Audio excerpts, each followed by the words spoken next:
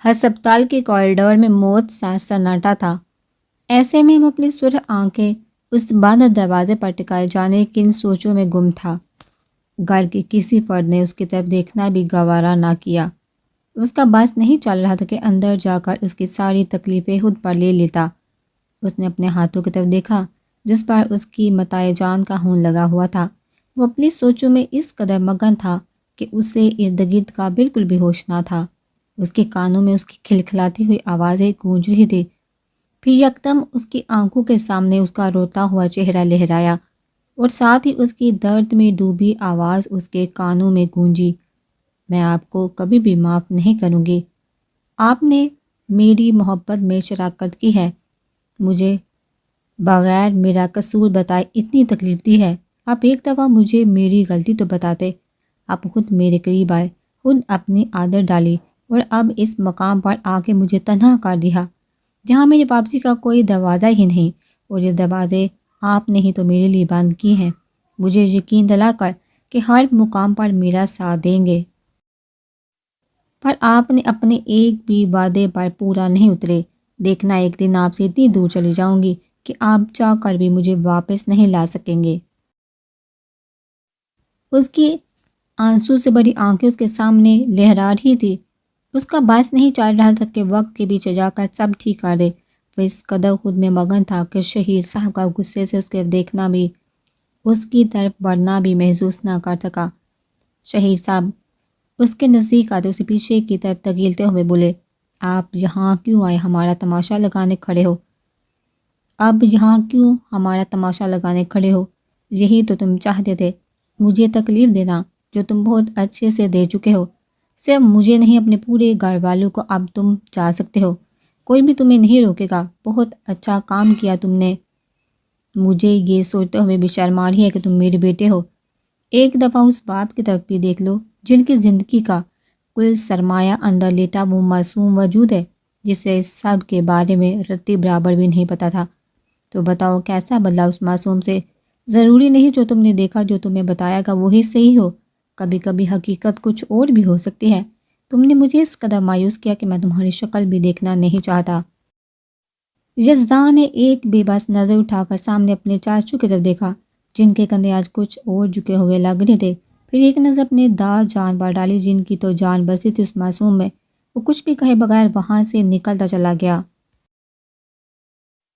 اس نے بالکونی میں چھلانگ لگاتے محتاط انداز میں چلتے ادھر ادھر نگاہ دوڑائی۔ تسلی کر لینے کے بعد وہ بالکونی کا دروازہ کھول کر کمرے کی طرف بڑھا۔ اگر اسے کوئی ایسی حرکت کرتے دیکھ لیتا تو کوئی یقین نہ کرتا کہ یہ وہی یزدان ہے جو آفس میں خروس کے نام سے مشہور ہے۔ وہ لڑکا جو سب کے لیے خروس کے نام سے مشہور تھا، اپنی میرو کے لیے شرارتی سا محبت لٹانے والا بن جاتا تھا۔ پہلی ہی نگاہ اس نے بیڈ پر سوئے اس وجود پر ڈالی تھی، اس میں اس کی خود کی زندگی بستی تھی۔ میری زندگی، اس کو سکون سا سوتا دیکھ وہ دلکشی سے مسکراتا ہوا بڑبڑایا۔ قدم با قدم چلتا اس کے نزدیک آیا۔ اس کے نزدیک بیڈ پر براجمان ہوتے اس نے ایک نظر اس کے رخساروں کی طرف بڑھایا، دیدے کا گال سہلایا، راحت حیات، میری زندگی کا سکون ہولے سے بڑبڑایا۔ اس نے اس کی بند پلکوں کو ہولے سے چھوا۔ اس نے دلکشی سے مسکراتی اس کی ہلتی پلکوں کا رقص دیکھا تھا، یعنی وہ جاگ گئی تھی۔ جاگ تو تب ہی گئی تھی جب وہ اس کے نزدیک بیٹھا تھا۔ وہ سانس روک کے اس کی حرکت ملاحظہ کر رہی تھی۔ یزدان نے اس کی بند آنکھوں کو ہولے سے چھو کر اس کے چہرے پر پھونک ماری تھی۔ زمیرہ نے اس کی حرکت پر پٹ سے آنکھیں کھولی تھی۔ سامنے وہ بھرپور طریقے سے مسکراتا اس کی حرکتوں کو بغور دیکھ رہا تھا۔ جانم، وہ قریب آ کر ہولے سے اس کے کان میں بڑبڑایا۔ زمیرہ کے ہونٹوں پر شرمیلی سے مسکان پھیلی۔ اس نے پل میں اپنی حالت پر قابو پاتے اسے گھورا تھا۔ آپ یہاں کیا کر رہے ہیں؟ وہ زیادہ دیر اسے گھور بھی نہ سکی۔ اس کی آنکھوں میں محبت کا جہاں دیکھ اس کی پلکیں جھکتی چلی گئی۔ میں یہاں اپنی جانب سے ایک بہت اہم بات کرنے آیا ہوں۔ وہ اس کے نزدیک ہوتا اس کے دونوں ہاتھ اپنے ہاتھوں میں لیے سہلانے لگا، ساتھ ساتھ اس کی ایک ایک ایکسپریشن کو غور سے ملاحظہ کیا۔ جانے ایسا کیا تھا اس کے چہرے میں کہ اس کے معصوم نقوش میں اس کی نگاہیں الجھ کر رہ جاتی تھی۔ زمیرہ کو یوں محسوس ہوا جیسے اس کا دل ہاتھوں میں دھڑک رہا ہو۔ اس کے ہاتھ اس کی گرفت میں کپ کپا کر رہ گئے۔ اس نے سوالیہ نظروں سے اس کی طرف دیکھا۔ یعنی کہ وہ اس کے یہاں موجودگی کی وجہ جاننا چاہتی تھی۔ ہمارے نکاح کو 3 سال ہو چکے ہیں، اس نے بات کرنے سے پہلے جیسے تمہید باندھی۔ زمیرہ نے فوراً ہاں میں سر ہلایا۔ تم جانتی ہو جب سے تم پیدا ہوئی نا، تب سے ہی مجھے بہت عزیز ہو، لیکن جب سے تم میرے نکاح میں آئی ہو تب سے اور بھی زیادہ عزیز ہو گئے ہو۔ میں نے کبھی سوچا ہی نہیں تھا کہ کوئی لڑکی میرے دل کے اتنا قریبی ہو سکتی ہے کہ جس کے بغیر مجھے یہ دنیا پھیکی سی لگتی ہے۔ میں دادا اور پاپا سے رخصتی کی بات کرنا چاہتا ہوں، پر اس سے پہلے میں تمہاری رضامندی چاہتا ہوں۔ اس نے اپنی بات کے اختتام پر اس کے گلابی چہرے کی طرف دیکھا۔ میں کیسے؟ میرا مطلب ہے ابھی تو میں پڑھ رہی ہوں، میرا مطلب ہے ابھی تو میری پڑھائی بھی مکمل نہیں ہوئی۔ اس نے کچھ ہچکچاتے ہوئے اپنی بات کہی۔ میں جانتا ہوں کہ تم ابھی اس سب کے لیے تیار نہیں ہو، شادی کی ذمہ داری سنبھالنا چھوٹی سی بات نہیں، ابھی تو میری پرنسس خود چھوٹی سی ہے، لیکن اس دل کا کیا کروں جو اب تمہیں خود کے پاس دیکھنا چاہتا ہے۔ بس تم داجان کو رخصتی کے لیے ہاں کر دینا، باقی سب میں سنبھال لوں گا، مانو گی نا میری بات؟ اس نے امید سے اپنی کل کائنات کو دیکھا۔ وہ جھجک تو ہی ہاں میں سر ہلا کی جزدان کو یوں لگا جیسے اس کی ایک ہاں پر اس سے ہبت الکلیم کی دولت مل گئی ہو۔ اس نے آگے بڑھ کر اس کی پیشانی محبت سے چومی تھی۔ تھینک یو سو مچ جانم، اس سے خود میں بے انتہا خوشی سے بولا۔ زمیرہ بیٹا وہاں کیوں کھڑی ہو، رات ہونے والی ہے، اب اندر آ جاؤ۔ اس نے چونک کر پیچھے مڑ کر دیکھا، اس کی ماما اسے آواز دیکھا اندر کی طرف بڑھ گئی تھی۔ اس نے ارد گرد نظر دوڑائی، وہ کہیں بھی نہیں تھا۔ سارا الویژن پل میں ختم ہوا تھا، اس کی آنکھیں نمکین پانیوں سے بھرنے لگی تھی، سارا برم پل میں چکنا چور ہوا تھا۔ آئی ہیٹ یو یزدان، آپ یوں میری ذات کا تماشا بنا کر مجھے تنہا کر کے چلے گئے، میں آپ کو کبھی بھی معاف نہیں کروں گی۔ آپ دیکھنا میں بھی آپ جیسی ہو جاؤں گی، آپ جو بھی کر لے میں آپ سے بالکل بھی بات نہیں کروں گی۔ اس کی جیپ ایک جھٹکے سے آفس کی بلڈنگ کے آگے آ کر رکی۔ گارڈ نے پھرتی سے آ کر اس کے کار کا دروازہ کھولا۔ اس نے باہر نکل کر اپنے یونیفارم پر سے نادیدہ گرد جاڑی پھر اس نے قدم اندر کی جانب بڑھائے۔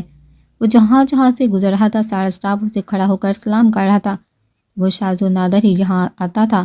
اس نے سر ہلا کر سب کے سلام کا جواب دیا اور اندر اپنے باپ کے آفس کی جانب بڑھ گیا۔ وہ افندی خاندان کا چھوٹا چشم و چراغ تھا، جسے ایک دنیا ایس پی اورید افندی کے نام سے جانتی تھی، جو بلا کا مغرور تھا۔ اس کی آنکھوں میں بلا کی ذہانت تھی، وہ وجاہت کا شاہکار تھا، اس کی اوقات میں رکھنا جانتا تھا۔ وہ نرم تھا فقط اپنی چھوٹی بہن کے لیے جس میں اس کی زندگی بسی تھی۔ اسے اپنی ہر شے ملاوٹ سے پاک شفاف چاہیے تھی، بغیر کسی کھوٹ کے۔ اسے زندگی میں نہ تو دوسرا ہونا پسند تھا اور نہ ہی اپنی چیز کسی کے ساتھ بانٹ سکتا تھا، پر زندگی سے بہت جلد اس کی مغروری، اس کی شان و شوکت اس کے منہ پر مارنے والی تھی۔ اس نے کھڑکی سے باہر جھانک کر اپنی زندگی کے گزرے ماہ و سال کا جائزہ لیا تھا۔ آج 2 سال پہلے تک تو اس کی زندگی نہایت پرسکون تھی، لیکن اس 2 سالوں میں اس کی زندگی میں ایسی ہلچل مچی تھی وہ خود بھی سمجھ نہ پائی تھی۔ ان گزرے سالوں میں اس نے سب کچھ کھویا ہی تھا، کوئی خوشی کوئی سکون اس کی زندگی میں آیا ہی نہ تھا، جیسے خوشیاں اس کی زندگی کا راستہ ہی بھول گئی تھی۔ اس نے ساری سوچوں کو جھٹکا اور الماری میں موجود اپنی جمع پونجی نکالی جو چند ہزار روپوں پر محیط تھی۔ اس کا رخ باہر کی طرف تھا۔ اس کی زندگی میں وہ واحد رشتہ تھا جسے وہ کسی بھی قیمت پر نہیں کھونا چاہتی تھی، وہ واحد ہستی جس نے ہر مشکل حالات میں اس کی ڈال بننے کی کوشش کی تھی۔ اس نے اپنے پیارے دادا جان اپنی زندگی سے بڑھ کر عزیز سے۔ ازوا افریدی نے کرب سے آنکھیں موندے رکشہ اس چھوٹے سے پرائیویٹ ہسپتال کے آگے رکوایا تھا۔ اس نے جلدی جلدی قدم اندر کی جانب بڑھائے تھے، آنکھیں بار بار نم ہو رہی تھی، جسے بار بار وہ ہاتھ کی پشت سے رگڑ رہی تھی، جانے کہ اس کا دل مسلسل گھبرا رہا تھا۔ اپنے آخری رشتے کو کھونے کا خیال ہی سوہانے روح تھا، وہ کیسے نہ تڑپتی۔ اس کے قدم وارڈ کے باہر آ کر رکے تھے جب اندر سے 2 لوگ نکلتے ہوئے نظر آئے تھے جنہیں آج سے پہلے اس نے نہ تو کبھی دیکھا تھا اور نہ۔ عالم افندی نے اس کا رکنا اور چوکنا محسوس کیا تھا، پھر اس کی طرف قدم بڑھا کر پیار سے اس کے سر پر ہاتھ رکھا تھا۔ اسوا بچے فکر کرنے کی بالکل بھی ضرورت نہیں، ہمیں بھی اپنا داجان ہی سمجھو، ہم آپ کی تکلیف سمجھ سکتے ہیں، ہم یقین دلاتے ہم حالات کو بہتر کرنے کی کوشش کو ضرور کریں گے۔ شاید تم ہمیں نہ پہچانتی ہو مگر ہم تمہارے دادا جان کسی زمانے میں بہت اچھے دوست رہ چکے ہیں، اور سکندر ہمیں تمہارے اور ان کے حالات کے بارے میں سب بتا چکا ہے، جسے سن کر ہمیں بہت بہت افسوس ہوا اور دکھ کی دکھ بھی ہوا کہ پہلے کیوں نہ پکارا اس نے ہمیں، خیر ان سب کو چھوڑو، اب ہم آگے ہم سب سنبھالیں گے، تم ٹینشن مت لو۔ اس کا ساتھ تھپکتے آگے کی طرف بڑھ گئے تھے۔ وہ اس کے معصوم چہرے کی طرف دیکھتے ایک بہت اہم فیصلہ کر چکے تھے جس پر جلد ہی وہ عملی جامہ پہنانے والے تھے۔ ماضی وہ گاڑی کے باہر کھڑا تپتی دھوپ میں کب سے اس کا انتظار کر رہا تھا۔ آتی جاتی لڑکیاں اس کا بھرپور دیدار کرتی گزر رہی تھی۔ وہ آنکھوں پر سن گلاسز لگائے بے نیازی سے کھڑا تھا، ماتھے پر لکیروں کا جال بچھا تھا۔ جب اس سے سامنے سے آتی نظر آئی، دھوپ کی تمازت سے اس کا چہرہ سرخ ہو رہا تھا۔ جب سفید یونیفارم میں دوپٹہ سر پر ٹکائے وہ نظریں جھکائے اسی کی طرف آتی ہوئی نظر آئی۔ اسے دیکھ کر اس کے ماتھے پر بڑی سلوٹیں خود بخود ہٹتی چلی گئی۔ اس کے چہرے پر دھیمی سی مسکان نے اپنا احاطہ کیا۔ زمیرہ نے قریب آ کر جھجکتے ہوئے اسے سلام کیا، جس کا اس نے بھرپور طریقے سے جواب دیا، پھر اسے گاڑی میں بیٹھنے کا اشارہ کیا۔ اس کا خود سے جھجکنا اچھے سے نوٹ کر چکا تھا، اس کی یہی جھجک تو دور کرنا چاہتا تھا۔ اس نے بھرپور طریقے سے اس کا جائزہ لیا، اس کی پٹر پٹر بولتی یہ قدر جو مجال ہے اس کے سامنے چپ بیٹھی۔ وہ یہ تبدیلی کی وجہ بھی اچھے سے جانتا تھا۔ ان کا 2 دن پہلے بننے والا وہ مضبوط بندن اسے گاڑی میں بیٹھتے پانی کی بوتل اس کی جانب بڑھائی تو اس نے تھام کا فوراً ہونٹوں کا لگائی۔ یزدان نے اس کا ماتھے پر آیا پسینہ دیکھا تو فوراً اپنی جیب سے رومال نکال کر بنا ہچکچائے اسے صاف کیا۔ وہ سانس روکے اس کی حرکت ملاحظہ کر رہی تھی۔ آج سے پہلے اس نے یہ جسارت کبھی بھی نہیں کی تھی، کیونکہ پہلے ان کے درمیان یہ مضبوط رشتہ بھی نہ تھا۔ یزدان شہیر افندی اپنے حدود اچھی طرح سے جانتا تھا۔ اس کا گال تھپ تھپاتا گاڑی آگے بڑھا گیا تھا۔ حال اس کا آج یونی کا پہلا دن تھا۔ ہر چیز میں کانفیڈنٹ رہنے والی آج ذرا گھبرا رہی تھی، لیکن اس نے ایسا کچھ بھی ظاہر نہ کیا۔ اس نے نسبت اس کی دوست کچھ زیادہ ہی گھبرائی ہوئی تھی، کیونکہ ان دونوں نے ہی یونی میں ہونے والی ریگنگ کے بارے میں سن رکھا تھا۔ مہا کا بس نہیں چل رہا تھا، اس میں گھس جاتی۔ نشوا نے اس کے ہاتھ پکڑ کر اسے پیچھے سے باہر نکالا۔ کیا کری ہو مہا؟ اگر تم یوں ہی مجھ سے چپکی رہو گی تو میں کیسے چلوں گی؟ اور تم ڈر کس چیز سے رہی ہو؟ میں بھی تمہارے ساتھ ہی ہوں۔ نشوا نے گھور کر اسے دیکھا۔ پتہ نہیں کیوں مجھے گھبراہٹ سی ہو رہی ہے۔ وہ منمنا کر بولی، جسٹ ریلیکس، میں تمہارے ساتھ ہوں۔ اب ایسا ویسا کچھ نہیں ہوتا، یہ سب پرانی باتیں ہیں۔ اب یونی میں کوئی کسی کو فضول میں تنگ نہیں کرتا۔ نشوا اسے سمجھاتی، اس کا ہاتھ پکڑتی تیز تیز چلنے لگی۔ نشوا آتی جاتی لڑکیوں کو دیکھتی بڑبڑائی، بے شرم، یار ویسے مجھے یہ یونی کم اور فیشن انڈسٹری زیادہ لگ رہی ہے۔ حد نہیں ہوگی ویسے؟ ہمیں کیا؟ وہ کندھے اچکاتی آگے کو بڑھ گئی۔ کہہ تو ویسے وہ سب چی رہی تھی، اکا دکا لڑکیوں کے علاوہ سب جینس ٹاپ میں ملبوس تھے۔ نشوا نے یہ بھی غنیمت سمجھا چلو کچھ لڑکیوں میں تو شرم و حیا ہے جو شلوار قمیض میں اور عبائے میں تھی۔ یار چل نہ کسی کو تنگ کرتے ہیں، آج ہمارے جونیئر آ رہے ہیں، کچھ ہمارا بھی حق بنتا ہے ان کی خاطر مدارت کریں۔ کیا کہتے ہو سب؟ سارم نے اپنی بات کہہ کر سب کو سوالیہ نظروں سے دیکھا۔ سب نے اس کی بھرپور تائید کی۔ اس نے ایک نظر آہان کی طرف دیکھا جس کے چہرے پر نو لفٹ کا بورڈ لگا تھا۔ آہان اب تو ہمیں اس سے منع نہیں کرے گا، اور یہ ہمارا حق ہے، اور نئے آنے والے اسٹوڈنٹ کے ساتھ ذرا جان پہچان بھی ہو جائے گی۔ سارم نے اسے منانے کی بھرپور کوشش کی تھی۔ مجھے کوئی شوق نہیں ان فضول کاموں میں اپنا وقت ضائع کرنے کا، تم لوگ ہی کرو اپنے وقت کا ضیاع۔ اس نے گویا ناک سے مکھی اڑانے والے انداز میں بات مکمل کی۔ اچھا ہم کون سا کہہ رہے ہیں تم سب میں شامل ہو تو ہمارے ساتھ کھڑا رہنا، بس باقی ہم خود ہی مزہ کر لیں گے۔ سارم اس کے بعد زیادہ کان دڑے بغیر ادھر ادھر نگاہیں دورانے لیا جب اس کے نظر سامنے سے آتی 2 لڑکیوں پر ٹھہر گئی، جن میں سے ایک گرے رنگ کے عبائے میں ملبوس سر پر حجاب سجائے کافی کانفیڈنٹ لگ رہی تھی، جبکہ اس کے برعکس شلوار قمیض میں ملبوس لڑکی جس نے دوپٹہ خوبصورتی سے سر پر سجا رکھا تھا کافی زیادہ گھبرائی ہوئی لگ رہی تھی۔ اسے اپنے شکار مل گئے تھے۔ نشوا اور مہا نے ان کے قریب سے گزرنا چاہا جب ایک گروپ نے ان کے گرد گھیرا بنایا۔ آہان ذرا پاس پر کھڑا یہ سب بیزاری سے دیکھ رہا تھا۔ اس نے ایک سرسری سے نظر ان پر ڈال کر ہٹا لی تھی۔ مہا نے گھبرا کر اس کی طرف دیکھا، اس نے آنکھوں میں اسے تسلی دی۔ ہٹیے ہمارے راستے سے، ہمارا وقت ضائع مت کریے۔ نشوا کی بات پر اس نے سمجھنے والے انداز میں سر ہلایا۔ ہم سوچ رہے تھے کہ نئے آنے والے اسٹوڈنٹ سے کچھ جان پہچان ہی بڑھا لیں۔ سارم نے جواباً اطمینان سے کہا۔ وہ دونوں چیزیں ان کی بات کو سمجھ رہی تھی۔ دیکھو تم اسے جانتے نہیں ہو، یہ اس یونی کے ٹرسٹی کی بیٹی ہے، تمہیں 2 منٹ میں نکلوا سکتی ہے۔ اس کے باپ اور پرنسپل سر بہت اچھے دوست ہیں، سمجھے تم؟ نشوا نے اس کی طرف اشارہ کر کے کہا۔ مہا کی آنکھیں صدمے سے پوری پھیل چکی تھی جو گوہر افسانے وہ اس کے بارے میں کر چکے تھے اس کے فرشتوں کو بھی خبر نہ تھی۔ سارم نے ایک بھرپور نظر اس پر ڈالی تھی جس کا بس نہیں چل رہا تھا، ساتھ کھڑی اپنے دوست کے وجود کے پیچھے چھپ جائے۔ اچھا ہم تو ڈر گئے، اس نے بھرپور ایکٹنگ کرتے ہوئے کہا۔ چلو تم پھر پیچھے ہٹو ذرا، تمہاری اس دوست سے بھی تھوڑی سی بات ہو جائے، کیا پتہ ہمیں بھی اس کی پاور کی ضرورت پڑ جائے گا بھی۔ اس نے سائڈ پر کھڑی ماہا کی طرف قدم بڑھایا اور اس کے عین سامنے جا کر کھڑا ہوا۔ ماہا کی ہوائیاں اتنے میں اڑ گئی تھی، اس کا بس نہیں چل رہا تو یہاں سے کہیں غائب ہو جائے۔ سامنے کھڑا لڑکا اسے کوئی گنڈا ہی لگ رہا تھا۔ Okay lady, your good name please, اس نے بھرپور دلچسپی سے اسے دیکھتے ہوئے کہا۔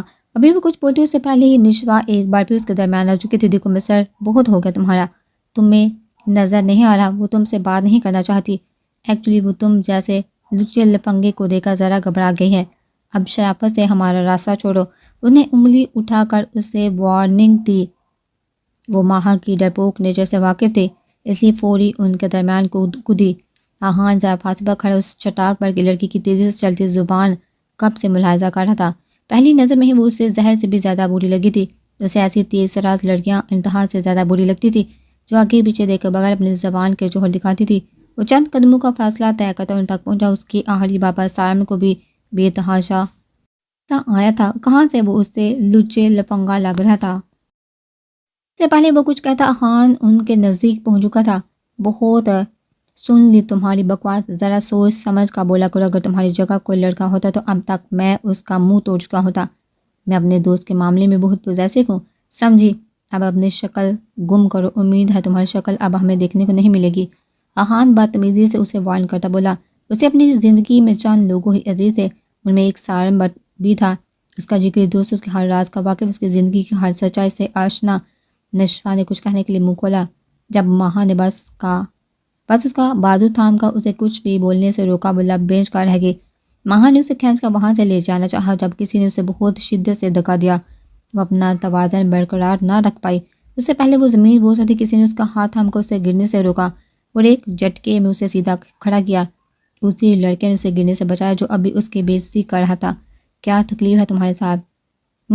ہر جگہ تمہارا ٹانگ پھنسانا ضروری ہے؟ آہان نے بیزاری سے اس کی طرف دیکھا۔ جو تمہارا دشمن وہ میرا دشمن۔ مجھے بھی اس کی بدتمیزی پسند نہیں آئی، اس نے ایک ادا سے بال جھٹکتے ہوئے کہا۔ میرے معاملوں سے دور رہا کرو، لاسٹ وارننگ دے رہا ہوں، مجھے یہ بالکل نہیں پسند کوئی میرے معاملے میں بے جا مداخلت کرے، سمجھی؟ وہ اسے وارننگ دینے والے انداز میں بولا جس کا خیر اس ڈیچ لڑکی پر تو اثر نہیں ہونے والا تھا۔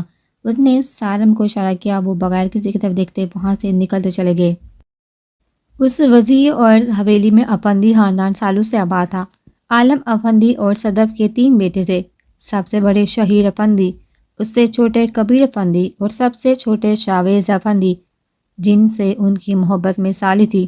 ایک وجہ تو وہ گھر میں سب سے چھوٹا اور باپ کا لاڈا، دوسرا اس کی حد درجہ مماثلت عالم صاحب کے چھوٹے بھائی سے ہوتی تھی۔ انہیں دیکھ انہیں اکثر اپنے چھوٹے مرحوم بھائی کی یاد آتی تھی۔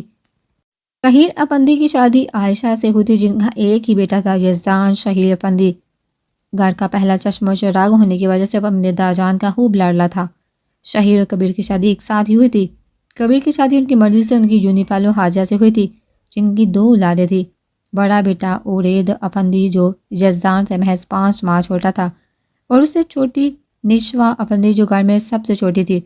عالم صاحب شادی کے معاملے میں کسی بھی زور زبردستی کے قائل نہیں تھے، اس لیے انہوں نے بچوں کی پسند کو ذہن میں رکھتے ہی ان کے رشتے طے کیے تھے۔ اس کے باوجود کہیں نہ کہیں وہ خود بھی اس بات کے گواہ تھے کہ ماضی میں شہیر صاحب کے ساتھ ناانصافی تو ہو چکی تھی جس کا کہیں نہ کہیں وہ ازالہ بھی کر چکے تھے۔ یہ ازالہ ماضی میں بھی ان کی زندگی میں طوفان لایا تھا اور آگے نہ جانے اور کیا کیا ہونا باقی تھا۔ ابھی آنے والا وقت بتانے والا تھا کہ یہ ازالہ ان کے لاڈلو کی زندگی میں طوفان لانے والا تھا۔ سب سے چھوٹے شاویز کی شادی ان کی مرضی سے ان کے چچا کے ہاں ہوئی تھی۔ ماں نور سے ان کی محبت کی شادی تھی، شادی کے چند سال تک ان کے ہاں اولاد نہ ہوئی تھی۔ شادی کے 6 سال بعد جا کر بہت ہی منتوں مرادوں کے بعد زمیرہ نے ان کی سونی زندگی میں قدم رکھا۔ وہ یزدان اور اوریز سے 8 سال چھوٹی تھی۔ گھر بھر کی ہی پہلی بیٹی ہونے کی وجہ سے وہ سب کو بے حد عزیز تھی۔ داں جان کے تو اس میں جان بسی تھی۔ انہیں خود بھی بیٹی کی خواہش تھی لیکن وہ پوری نہ ہو سکی، لیکن اب زمیرہ کے روح میں ان کی خواہش پوری ہو گئی تھی۔ ان کے عزیز جان لاڈلی بیٹی کی اولاد تھی، انہیں وہ جان سے بھی زیادہ پیاری تھی۔ جب وہ ان سے فرمائش کرتی تھی تو اس کے جانبہ اس کا پورا کرنا فرض ہو جاتا تھا۔ نشوا زمیرہ سے 2 سال چھوٹی تھی، جو محبت اور لاڈلا پن زمیرہ کو حاصل تھا اس کی جگہ نشوا بھی نہ لے سکی۔ جان کو بھی عزیز تھی لیکن وہ تعلق ان کا زمیرہ سے تھا، وہ اس سے نہ بن پایا۔ ماضی اس نے بے پناہ خوشی کے ساتھ اپنے ہاتھ میں پکڑے ان کاغذات کو دیکھا، اسے کی نہیں آ رہا تھا کہ اس نے سارے ٹیسٹ کلیئر کر لیے تھے۔ اس کی آنکھیں خوشی سے چمک رہی تھی۔ پولیس فورس جوائن کرنا اس کے بچپن کا خواب تھا جس کی تعبیر اس کے ہاتھوں میں تھی۔ اسے معلوم تھا اس خبر سے کسی کو بھی خوشی نہ ہوگی۔ اسے آج بھی وہ دن یاد تھا جب اس نے اس شعبے میں جانے کی خواہش ظاہر کی تھی۔ سب سے پہلے اس کے خلاف اس کا باپ ہی تھا، جنہوں نے بھرپور ناراضگی کا اظہار کر کے اسے یزدان کی مثال بھی دی تھی کہ وہ کیسے وہ اپنی پڑھائی کے ساتھ بزنس کو بھی اچھے سے سنبھالا تھا۔ بس ایک یہی بات تو تھی اسے جو چبھتی تھی، بلکہ ہمیشہ چبھتی تھی۔ ہمیشہ اسے اس یزدان کی مثال کیوں دی جاتی تھی لیکن جو بھی ہو وہ یہ خبر سب کو دے کر ان کے ایکسپریشن دیکھنا چاہتا تھا۔ جنہیں یہی لگتا تھا کہ وہ کبھی بھی یہ ٹیسٹ کلیئر نہیں کر پائے گا۔ وہ لمبے لمبے ڈاک پرتا کمرے سے نکلا۔ جان، بابا جان، ماما، اس نے خوشی سے لاؤنج میں آ کر سب کو آواز دی۔ سب اس کی آواز پر وہاں اکٹھے ہو چکے تھے۔ کیا ہوا برہودار؟ جان اس کا خوشی سے چمکتا چہرہ دیکھا بولے، جان میرا خواب پورا ہونے جا رہا ہے۔ اورید نے اپنے ہاتھ میں پکڑا جوائننگ لیٹر ان کی طرف بڑھایا، جنہیں دیکھ کر ان کا چہرہ بھی کھل اٹھا تھا۔ ان کا پوتا ان کا نام روشن کرنے والا تھا، کیسے نہ وہ خوش ہوتے۔ ان سب میں اس کے سب سے بڑے حامی وہی تو تھے۔ انہوں نے اسے خود سے گلے لگا کر ان کی پیٹھ تھپکی، پھر محبت سے ان کی پیشانی پر بوسہ دیا۔ ہمیں فخر ہے اپنے پوتے پر، وہ کتنی دیر اسے خود سے لگائے جانے کون سے راز و نیاز کرتے تھے۔ سب انہیں ایسے دیکھا خوش تھے۔ نشوا نے یاہو کا نعرہ لگا کر سب کو اپنی طرف متوجہ کیا۔ اب تو بھائی ہمیں ٹریٹ بھی دیں گے اور شاپنگ پر بھی لے کر جائیں گے، ہے نا بھائی؟ اس نے اورید نے کی طرف دیکھا۔ تصدیق چاہیے بالکل میری جان، جہاں آپ کہیں گی۔ وہ اپنی لاڈلی بہن کو کب منع کر سکتا تھا؟ سب نے ایک ایک کر کے اسے مبارکباد دی، جن میں یزدان بھی شامل تھا۔ ان دونوں کی کچھ ہانس نہیں بنتی تھی، پر ایسی کوئی دشمنی بھی نہ تھی۔ سب سے آخر میں کبیر افندی نے اس کی پیٹھ تپا کر اس کو شاباشی دی۔ وہ اتنے ہی خوشی سے نہال ہو گیا جو اورید کبیر افندی کے اس سے سفر کا آغاز ہوا۔ وہ باپ تھے، انہیں کیسے اس کی خوشی عزیز نہ ہوتی۔ اس کے شعبے کے جانے سے سب سے زیادہ انہیں اس کی جان کا خدشہ تھا۔ ان کی پہلی اولاد تھا، انہیں جان سے بڑھ کر عزیز تھا۔ وہ غصے سٹارٹ میں لپٹی ان کی محبت اور فکر کو کبھی دیکھ نہ پایا تھا۔ حال آج پورے 2 سال بعد اس نے واپس پاکستان کی زمین پر قدم رکھا تھا۔ ان 2 سالوں میں اسے یہاں سے جانے کا فیصلہ اپنی سب سے بڑی بیوقوفی لگی۔ اس کے پیچھے کسی کو بھی شاید کوئی فرق نہیں پڑا ہو۔ اب وہ وجہ سے انہیں ان کی غلطی کا احساس دلوانے کے لیے دوبارہ اسی جگہ واپس آ چکا تھا جہاں اسے اپنا سب کچھ گنوا کر گیا تھا۔ اس کے چہرے پر بڑی عجیب سی مسکراہٹ تھی۔ کچھ سوچتے پل میں اس کی مسکراہٹ سمٹی۔ جلدی ماما آپ کو رلانے والوں کے چہرے سے یہ مسکراہٹ چھین لوں گا۔ ان 2 سال مجھے اس بات کا اندازہ ہو چکا کہ ان کی زندگی میں ہماری کوئی اہمیت نہیں۔ اگر انہیں میری کوئی پرواہ نہیں تو مجھے بھی کوئی پرواہ نہیں۔ وہ ساری سوچوں کو ذہن سے جھٹکتا سن گلاسز آنکھوں پر چڑھے اپنی کیب کی طرف بڑھ گیا۔ وہ بغیر کسی کو بتائے ہی آیا تھا، اور نہ ہی اس نے پاکستان آ کر کسی کو انفارم کیا، بلکہ خود ہی ٹیکسی کروا کر حویلی پہنچ چکا تھا۔ اس نے نظر اٹھا کر اس شاندار سے اشانے کو دیکھا جس کو چھوڑنے کا وہ تصور بھی نہیں کر سکتا تھا۔ پر کبھی کبھی جو ہم نہیں بھی چاہتے قسمت ہم سے وہی کرواتی ہے۔ جان نے اس کی ضد پر بھی اسے باہر جا کر پڑھنے کی اجازت نہ دی تھی، تو کیسے انہوں نے 2 سال اس کی خبر بھی نہ لی۔ وہ سوچ کر تلخی سے ہنسا جیسے خود کا ہی مذاق اڑایا ہو۔ میں اچھے سے جان کا گیا ہوں، یہاں کسی کو بھی میری ضرورت نہیں۔ وہ منہ میں بڑبڑایا۔ اگر وہ اپنی خود ساختہ آنکھوں پر بندی پٹی کھول دیتا تو اسے اچھے سے اندازہ ہو جاتا کہ آج بھی سب اس پر جان مارتے تھے، پر کبھی کبھی انسان دیکھ کر بھی دیکھنا نہیں چاہتا۔ وہ ساری سوچوں کو جھٹکا اندر کی طرف بڑھ گیا۔ اس حساب پر اس کا بھی حق تھا، تو وہ کیوں نہ یہاں آتا۔ اگر وہ عورت اندر موجود ہوئی تو شاید وہ اپنے غصے پر بھی کنٹرول نہ کر پائے۔ آخر وہی تو سب کی وجہ تھی۔ انہوں نے جیسے ہی لاؤنج میں قدم رکھا تو وہ حال ہی بڑا تھا۔ شاید اس وقت سب اپنے اپنے کاموں میں مصروف تھے۔ ماما، بڑی ماما، دیکھیے نا، نشوا نے میرے سارے نوٹس خراب کر لیے۔ وہ بغیر ادھر ادھر دھیان دیے سیڑھیاں اترتی نیچے آ رہی تھی۔ اس کا سارا دھیان اپنے نوٹ پر تھا جس پر نشوا نے مختلف نقش و نگار بنائے ہوئے تھے۔ وجہ کل ہونے والی ان دونوں کی لڑائی تھی۔ کل وہ جونی سے آ کر اسے سارے دن کی روداد سنا رہی تھی۔ وہ پہلی پریشان اس لیے اسے ڈانٹ کر کمرے سے باہر نکال دیا، جس کا بدلہ اس نے ایسے لیا تھا وہ رونے والی ہو گئی تھی۔ یزدان نے مڑ کر اسے دیکھا جو بغیر دھیان دیے سیڑھیاں اتر رہی تھی۔ اس کے بے دھیانی پر اسے غصہ آیا تھا۔ اگر وہ گر جاتی خود تھے اس کی یہ لاپرواہی اسے بالکل اچھی نہ لگی تھی۔ ماتھے پا خود بخود شکنوں کا جال بچھتا چلا گیا، پر اس کی معصوم شکل دیکھ کر ساری کوفت سارا غصہ دور ہوتا چلا گیا۔ آج بھی اسے دیکھ کر اس کا دل زور سے دھڑکا تھا۔ آبجی رنگ کی پرنٹڈ شلوار قمیض میں دوپٹہ ہو پر اچھے سے پہلائے، سبز آنکھوں کو جھکائے وہ بھی دہانی میں اس کے قریب آتی جا رہی تھی۔ اسے دیکھ کر اس کا دل کیا آگے بڑھ کر اسے سینے سے لگا لے۔ 2 سالوں کی بے چینی جیسے پل میں دور ہوئی تھی، دل پر جیسے ٹھنڈی سے پھوار برسی تھی۔ فوج بھی ویسی تھی پر کچھ تو بدلا تھا چہرے پر۔ ہیما وقت رہنے والی شرارتی مسکراہٹ کی جگہ اس وقت گہری سنجیدگی تھی۔ آنکھوں کی چمک مانند پڑ چکی تھی جس کی جگہ ویرانی سی تھی۔ یزدان کے دل پر ہاتھ پڑا تھا۔ دل نے شدت سے گواہی دی تھی کہ سامنے کھڑی لڑکی اسے ہر چیز سے زیادہ عزیز ہے۔ اس کا دل بار بار ہمک کر کہہ رہا تھا کہ اسے بکھرنے سے بچا لو، لیکن اس نے دل کی بات بالکل کان نہ دھرے۔ سمیرا کی آواز سن کر مانور اور حاجہ بیگم دونوں ہی بڑھا کے تھی۔ کیا ہو گیا میرو؟ مانور بیٹی کی آواز سنتے بے دہانی میں کچن سے باہر آ کر بڑبڑائی، مگر یزدان کو لاؤنج میں کھڑے دیکھ کر ان کے الفاظ منہ میں ہی رہ گئے۔ حاجہ بیگم بھی اسے دیکھ کر ٹھہر گئی تھی۔ یزدان اس طرف متوجہ نہ تھا، اس کا سارا دھیان سامنے کھڑی اپنی زندگی پر تھا، جیسے اس کا دل اجازت ہی نہ دے رہا تھا اس پر نظر بھی ہٹانے کو۔ میرو نے نظر اٹھا کر سامنے دیکھا تو اس کے پلکیں ساکت رہ گئی۔ پورے 2 سال بعد جو اسے سامنے دیکھا اسے یقین آیا وہ سچ میں سامنے موجود ہے۔ وہ پوری طرح اس کی طرف ہی متوجہ تھا۔ اسے لگا کہ وہ 1 منٹ بھی اس کے سامنے رہی تو خود کو رونے سے نہیں باز رکھ سکے گی، اور وہ مڑ کر بھی اس شخص کے سامنے بے بس نہیں ہو سکتی تھی۔ وہ یہی تو چاہتا تھا کہ وہ بے بس اور اسے تسکین ملے۔ وہ بغیر کسی پر بھی نظر ڈالے دوڑتے ہوئے وہاں سے نکلتی چلی گئی۔ اس کے جانے پر جیسے اس کا سکتہ ٹوٹا۔ اس نے جلدی سے خود کو کمپوز کیا، بغیر ان دونوں پر نظر ڈالے، بغیر لمبے ڈگ برتا اپنے کمرے میں گم ہو گیا۔ ماں نور بیگم نے ایک تھکی ہوئی نگاہ اس کی پشت پر ڈالی تھی۔ ان کی اکلوتی لاڈلی بیٹی کے مقدر میں جانے کیا لکھا تھا۔ ان کی آنکھیں نمکین پانی سے بھرنے لگی۔ اگر ان کے ہاتھ میں ہوتا تو اپنی ساری جمع پونجی بیچ کر اس کی ہوشیاں خرید لیتی۔ اس نے کمرے میں آ کر دروازہ بند کیا اور خود دروازے کے ساتھ ٹیک لگاتی نیچے بیٹھتی چلی گئی۔ آنکھوں سے گرم سیال خود بہت بہتا چلا گیا۔ کیسے بھول جاتی اپنی ذات کا یوں بے مول کرنا، وہ بھی اس انسان کے ہاتھوں جس نے پل پل یہ یقین دلایا ہو کہ اس کی ذات کتنی خاص ہے اس کے لیے۔ اس نے اپنے ہاتھوں کی لکیروں میں دیکھا جانے اسے خوشیاں راز کیوں نہیں آتی تھی۔ اس نے عرش پر بٹھا کر یکدم اسے زمین پر لاپٹا تھا، وہ بلبلا کر رہ گئی تھی۔ یزدان میں آپ کو بالکل بھی معاف نہیں کروں گی اس بات کا جسے وہ خود کو یقین دلا رہی تھی۔ اس کے دادا جان کی طبیعت اب پہلے سے بہتر تھی، لیکن ڈاکٹر نے ابھی کچھ عرصہ انہیں ہسپتال میں رہنے کے لیے کہا تھا تاکہ ان کا علاج بہتر طریقے سے ہو سکے۔ عالم صاحب کو بھی یہ بات بہتر لگی تھی۔ اب وہ ان کے علاج میں کوئی کوتاہی نہیں کر سکتے تھے۔ انہوں نے ان کی سیکیورٹی کا اچھے سے انتظام کروایا تھا کیونکہ وہ ان کی جان پر کسی قسم کا رسک نہیں لے سکتے تھے۔ عالم صاحب کے اصرار پر بھی وہ ان کے ساتھ جانے کے لیے راضی نہ تھی۔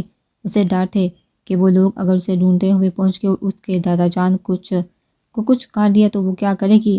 اسے ہر پل یہ ڈر لاحق تھا کہ وہ کہیں سے آ نہ جائے اور اس کی زندگی کا رہا سہا سکون برباد نہ کر دے۔ پہلے بھی وہ ان سب کا ذمہ دار خود کو سمجھتی تھی، اب وہ کوئی رسک نہیں لے سکتی تھی۔ ازوا بیٹا آپ بے فکر ہے، ہم نے جہاں اچھے سے سارا انتظام کر دیا ہے، اب آپ کو فکر کرنے کی ضرورت نہیں، ہم سب سنبھال لیں گے۔ اب ہم آپ کی کوئی بات نہیں سنیں گے، آپ بس ہمارے ساتھ گھر چل رہی ہیں۔ وہ اپنی سوچ میں گم تھی جب عالم صاحب کی آواز پر وہ سوچوں کے بمر سے نکلی، پر انکل ہم دادا جان کے پاس رہنا چاہتے ہیں۔ اس نے ان کی طرف دیکھ کر بے چارگی سے کہا، ازوا بچے آپ ہماری بات نہیں سمجھ رہے، ابھی کچھ وقت تک آپ کے دادا جان کا علاج چلے گا اور جہاں پر رک کر کچھ نہیں ہوگا۔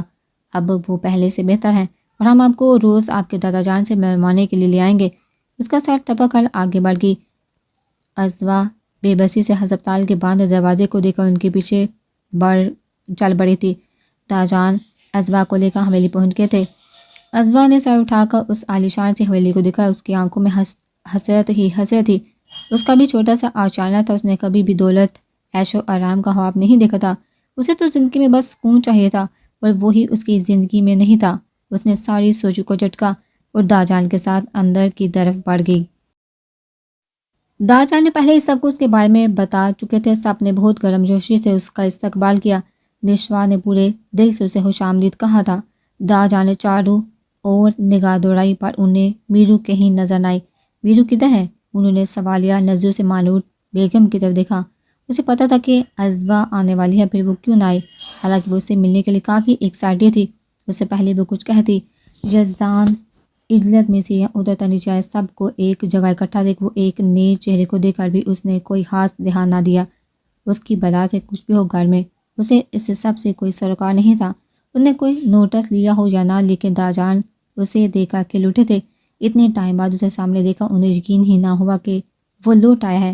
وہ انتظار میں تھے کہ وہ کب وہ آ کر ان کے سینے سے لگے گا، کب وہ ساری رنجشیں دور کرے گا، کب وہ کہے گا کہ داجان مجھ سے غلطی ہوگی، مجھے معاف کر دے. مگر وہ ان کی طرف نگاہ ڈالے بغیر باہر کی طرف بڑھ گیا.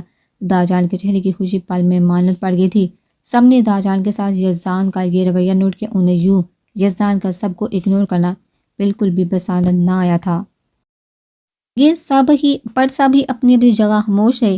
نشوا بیٹا شاباش، بہن کو اپنے کمرے میں لے جاؤ. اور اس جامد خاموشی کو داجان کی آواز نے توڑا. یہاں سبھی گھر والے موجود تھے، ماں سوائے عورت کے. وہ کسی اہم مشن کے لیے گھر سے باہر تھا. اس کی جاب بھی ایسی تھی کہ اس کے آنے جانے کا کوئی وقت نہ تھا. دوسرا اسے اپنی جاب سے عشق تھا. وہی ماں تان تیار رہتا تھا. ماما اس نے گھر میں داخل ہوتے اپنی ماں کو آواز لگائی. یہ اس کا روز کا معمول تھا. اس گھر میں 2 لوگ ہی رہتے تھے، وہ اور اس کی ماں. سالوں سے ایک دوسرے کی تنہائی کو وہ دونوں ہی دور کرتے آئے تھے. یہاں ہوں میرے چاند، شیری بیگم نے کچن سے آواز لگائی. ان کے چہرے پر خود بہت مسکراہٹ کھلتی چلی گئی. وہی تو تھا ان کی زندگی کا کل اثاثہ، ان کی زندگی کا سکون. ان گزرے سالوں میں اگر ان کی زندگی میں کچھ بھی اچھا ہوا تھا تو وہ صرف اور صرف ان کا بیٹا، ان کا آہان تھا. آہان نے پیچھے سے آ کر ان کے کندھے پر سر رکھا. انہوں نے محبت سے اس کے بالوں میں ہاتھ پھیرا. انہوں نے اس کے موڈ کا اندازہ لگایا جو کافی اچھا تھا. آہان، وہ تمہارے بابا.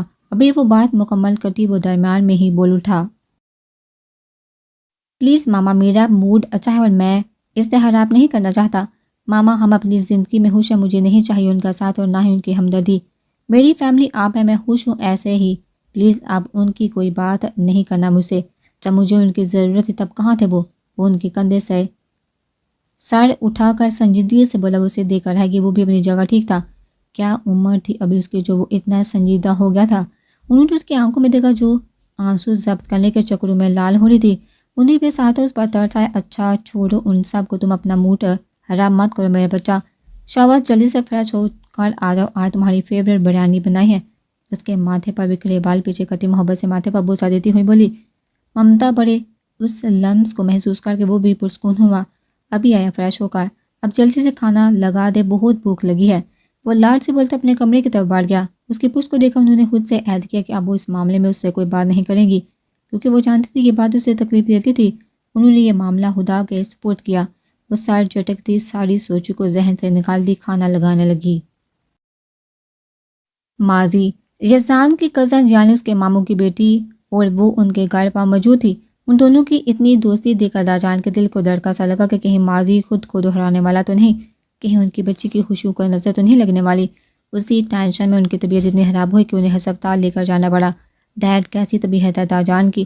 یزدان کو جیسے ہی داجان کے بارے میں پتہ چلا وہ فوراً بھاگتا ہوا وہاں پہنچا. ابھی تک ڈاکٹر نے اس بارے میں کچھ نہیں بتایا. شہیر صاحب اس کا کندھا تھپتھپاتے ہوئے بڑے ڈاکٹر کے باہر نکلتے وہ فوراً ان کی طرف لپکا. ڈاکٹر کیسی طبیعت ہے میرے دادا جان کی؟ وہ اضطراب سا ڈاکٹر کی طرف دیکھا بولا. زیادہ پریشانی والی کوئی بات نہیں، ان کا بی پی شوٹ کر گیا ہے، شاید انہوں نے کسی بات کی ٹینشن لی ہے. اس عمر میں ذرا احتیاط کرے کہ ان کو ہر پریشانی سے دور رکھا جائے. تھوڑی دیر میں ان کو ہوش آ جائے گا تو آپ لوگ ان سے مل سکتے ہیں. وہ پرسوچ نظروں سے باپ کی طرف دیکھ رہا تھا کہ گھر میں تو سب ٹھیک ہے، پھر کس بات کی ٹینشن لی ہے داجا نے؟ یہ بات تو شہیر صاحب بھی جاننا چاہتے تھے. تھوڑی دیر بعد انہیں ہوش آیا تو انہوں نے شہیر صاحب سے ملنے کی خواہش ظاہر کی. شہیر ان کے بلابے پر فوراً ان کے بڑے یزدان کب سے مضطرب سا دھیرے سے ادھر سے ادھر ٹہل رہا تھا. سب سے پہلے وہ اپنے پیارے دادا جان سے ملنا چاہتا تھا، لیکن ان کے خواہش کا احترام کر کے رک گیا. اب وہ کب سے شہیر صاحب کے باہر آنے کا انتظار کر رہا تھا. جانے داجان ان سے کون سے راز و نیاز کر رہے تھے جو وہ باہر آنے کا نام نہیں لے رہے تھے. شہیر صاحب کو باہر آتا دیکھ وہ ان کی طرف بڑھا. ڈیڈ، داجان نے کیا کہا؟ انہیں کس بات کی ٹینشن؟ اگر کوئی پریشانی ہے تو مجھ سے شیئر کریں. اس کی عالم صاحب سے اتنی محبت پر وہ ہلکا سا مسکرائے تھے۔ ڈیڈ ان کے مسکرانے پر وہ جھنجھلا سا گیا۔ کہاں وہ اتنا پریشان تھا اور اوپر سے ان کا مسکرانا اس کی جھنجھلاہٹ میں اضافہ کر کے کوئی ٹینشن والی بات نہیں۔ میری جان، میں ذرا ڈاکٹر سے مل کر آتا ہوں۔ بابا جان گھر جانا چاہ رہے ہیں، وہ تم سے جلدی خود اس بارے میں بات کریں گے، ابھی وہ آرام کر رہے ہیں، انہیں پریشان مت کرنا۔ اوکے، چھوٹے بچوں کی طرف سے سمجھاتے اس کا گال تھپتھپا کر ڈاکٹر کے کیبن کی طرف بڑھ کے شام تک وہ لوگ داجان کو گھر لے آئے تھے۔ میرو تب سے ان سے چپکی ہوئی تھی۔ یزدان مصرف سا تھا، جانے کیا بات تھی جو داجان نے اتنی ٹینشن لے لی۔ اس کی یہ گتھی بھی جلدی سلجھ گئی جب دادا جان نے اسے اپنے کمرے میں بلایا۔ اس نے ہلکا سا دروازہ کھٹکھٹا کر اندر آنے کی اجازت لی۔ دادا جان، میں آ جاؤں؟ اس نے باہر سے آواز دے کر پوچھا۔ آ جاؤ میری جان۔ وہ دروازہ کھلتا اندر داخل ہوا جب پہلی ہی نظر ہری آنکھوں والی اس گڑیا پر پڑی جس کی آنکھیں رونے کی وجہ سے لال ہو رہی تھی۔ وہ اچھے سے اس کے دادا جان سے اٹیچمنٹ سے واقف تھا، خود بھی وہ کچھ وقت کے لیے ان کی طبیعت خرابی کا سن کر ڈر سا گیا تھا۔ گنگریالے بالوں کو کیچر میں قید کیا، وہ کوئی موم کی گڑیا لگ رہی تھی۔ اس نے فوراً اپنی نظر اس پر ہٹائی، کہیں اس کی نظر ہی نہ لگ جائے، اور نہ ہی ابھی کوئی ایسا حق رکھتا تھا۔ وہ اسے دیکھ کر داجان کے ساتھ مزید جڑ کر بیٹھ گئی، جیسے اسے یہ جتانا چاہا ہو کہ داجان سب سے زیادہ پیار صرف اسی سے کرتے ہیں۔ اس کی حرکت پر ہلکا سا مسکرایا تھا، جسے اس کی حرکت بہت انجوائے کیا ہو۔ اس کے مسکرانے پر میرو نے اپنی ناک چڑھائی۔ داجان سب سے زیادہ پیار مجھ سے کرتے ہیں نا داجان؟ وہ داجان کی طرف دیکھتی لاڈ سے بولی۔ ہاں میرا بچہ، داجان سب سے زیادہ پیار اپنی گڑیا سے کرتے ہیں۔ انہوں نے محبت سے اس کا گال تھپتھپایا تھا۔ میرو نے ایک جتانے والی نظر اس پر ڈال لی تھی، جیسے کہہ رہی ہو دیکھ لو اب تو۔ داجان نے منہ سے بھی اقرار کر لیا۔ یزدان کا دل کیا اس کی حرکت پر کہکا لگائے، یعنی وہ اس سے مقابلے بازی پر اتر آئے، تو اس نے سنجیدگی سے میرو کی طرف دیکھا، ظاہر یہ کرنا چاہا جیسے واقعی اسے اس بات کا دکھ ہوا ہو۔ ویسے تو میرو اور اس کی اچھی دوستی تھی، لیکن داجان کے معاملے میں دونوں اکثر یوں ہی اڑ جاتے تھے۔ یزدان کو اسے تنگ کر کے مزہ آتا تھا، کچھ وہ شاید ناراض تھی کیونکہ وہ داجان کی طبیعت خراب ہونے پر وہ اسے ہسپتال نہیں لے کر گیا تھا۔ وہ شاید اب اس بات کا بدلہ لے رہی تھی۔ اب میرو شان سے اپنی گردن اکڑائے بیٹھی تھی، جیسے دنیا فتح کر لی ہو۔ داجان، میرے خیال میں آپ نے مجھے ضروری بات کرنے کے لیے بلوایا تھا۔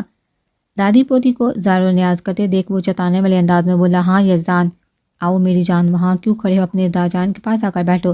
داجان نے اسے وہیں کھڑا دیکھا بولے۔ میرو، مجھے یزدان سے کچھ خاص بات کرنی ہے، اب تھوڑی دیر بعد میں آ جانا میرا بچہ۔ اسے پیار سے بولتے یزدان کی طرف متوجہ ہو گئے۔ پر دادا جان، ابھی ہم آپ کے ساتھ وقت گزارنا چاہتے ہیں، وہ روٹی روٹی سی بولی۔ میرو، ہم نے کہا نا ہمیں ضروری بات کرنی ہے یزدان سے، آپ کچھ دیر بعد آئیے گا۔ اب کی بار ان کے لہجے میں تنبیہ تھی۔ وہ یزدان کو غصے سے گھورتی پیر پٹاتے باہر نکل گئی۔ یزدان سر جھٹکتا داجان کی طرف متوجہ ہوا، جو گہری نظروں سے اس کی طرف دیکھ رہے تھے۔ انہوں نے ایک گہری سانس خارج کرتے بات کا آغاز کیا۔ یزدان، میں نے زندگی کے کسی بھی معاملے میں اپنے کسی بھی بچے کے ساتھ کوئی زبردستی نہیں کی، اور نہ ہی تم لوگوں پر کرنے کا کوئی ارادہ ہے۔ انہوں نے اصل مدعے پر آنے سے پہلے تمہید باندھی۔ یزدان نے مسکرا کر اس بات میں سر ہلایا۔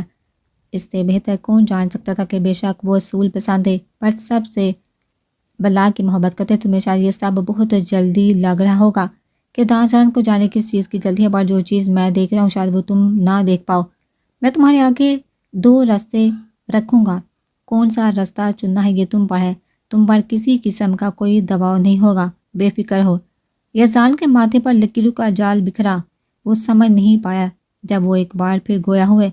اب تم اچھے سے اپنا بزنس سنبھال رہے ہو، تم اس قابل ہو چکے ہو کہ اس سے ذمہ داری کو اٹھا سکو۔ ہم نے تمہارے لیے ایک فیصلہ لیا ہے، جسے چاہے تو تم مان لو یا چاہے تو انکار کر دو۔ تم جانتے ہو میرو ہمیں کس قدر عزیز ہے، ہم ہمیشہ سے اسے خوش دیکھنا چاہتے، اس لیے تو چاہتے ہم کہ وہ ہمیشہ ہماری نظروں کے سامنے رہے۔ اس لیے اگر تم راضی ہو تو ہم تمہارا نکاح میرو سے کرنا چاہتے ہیں۔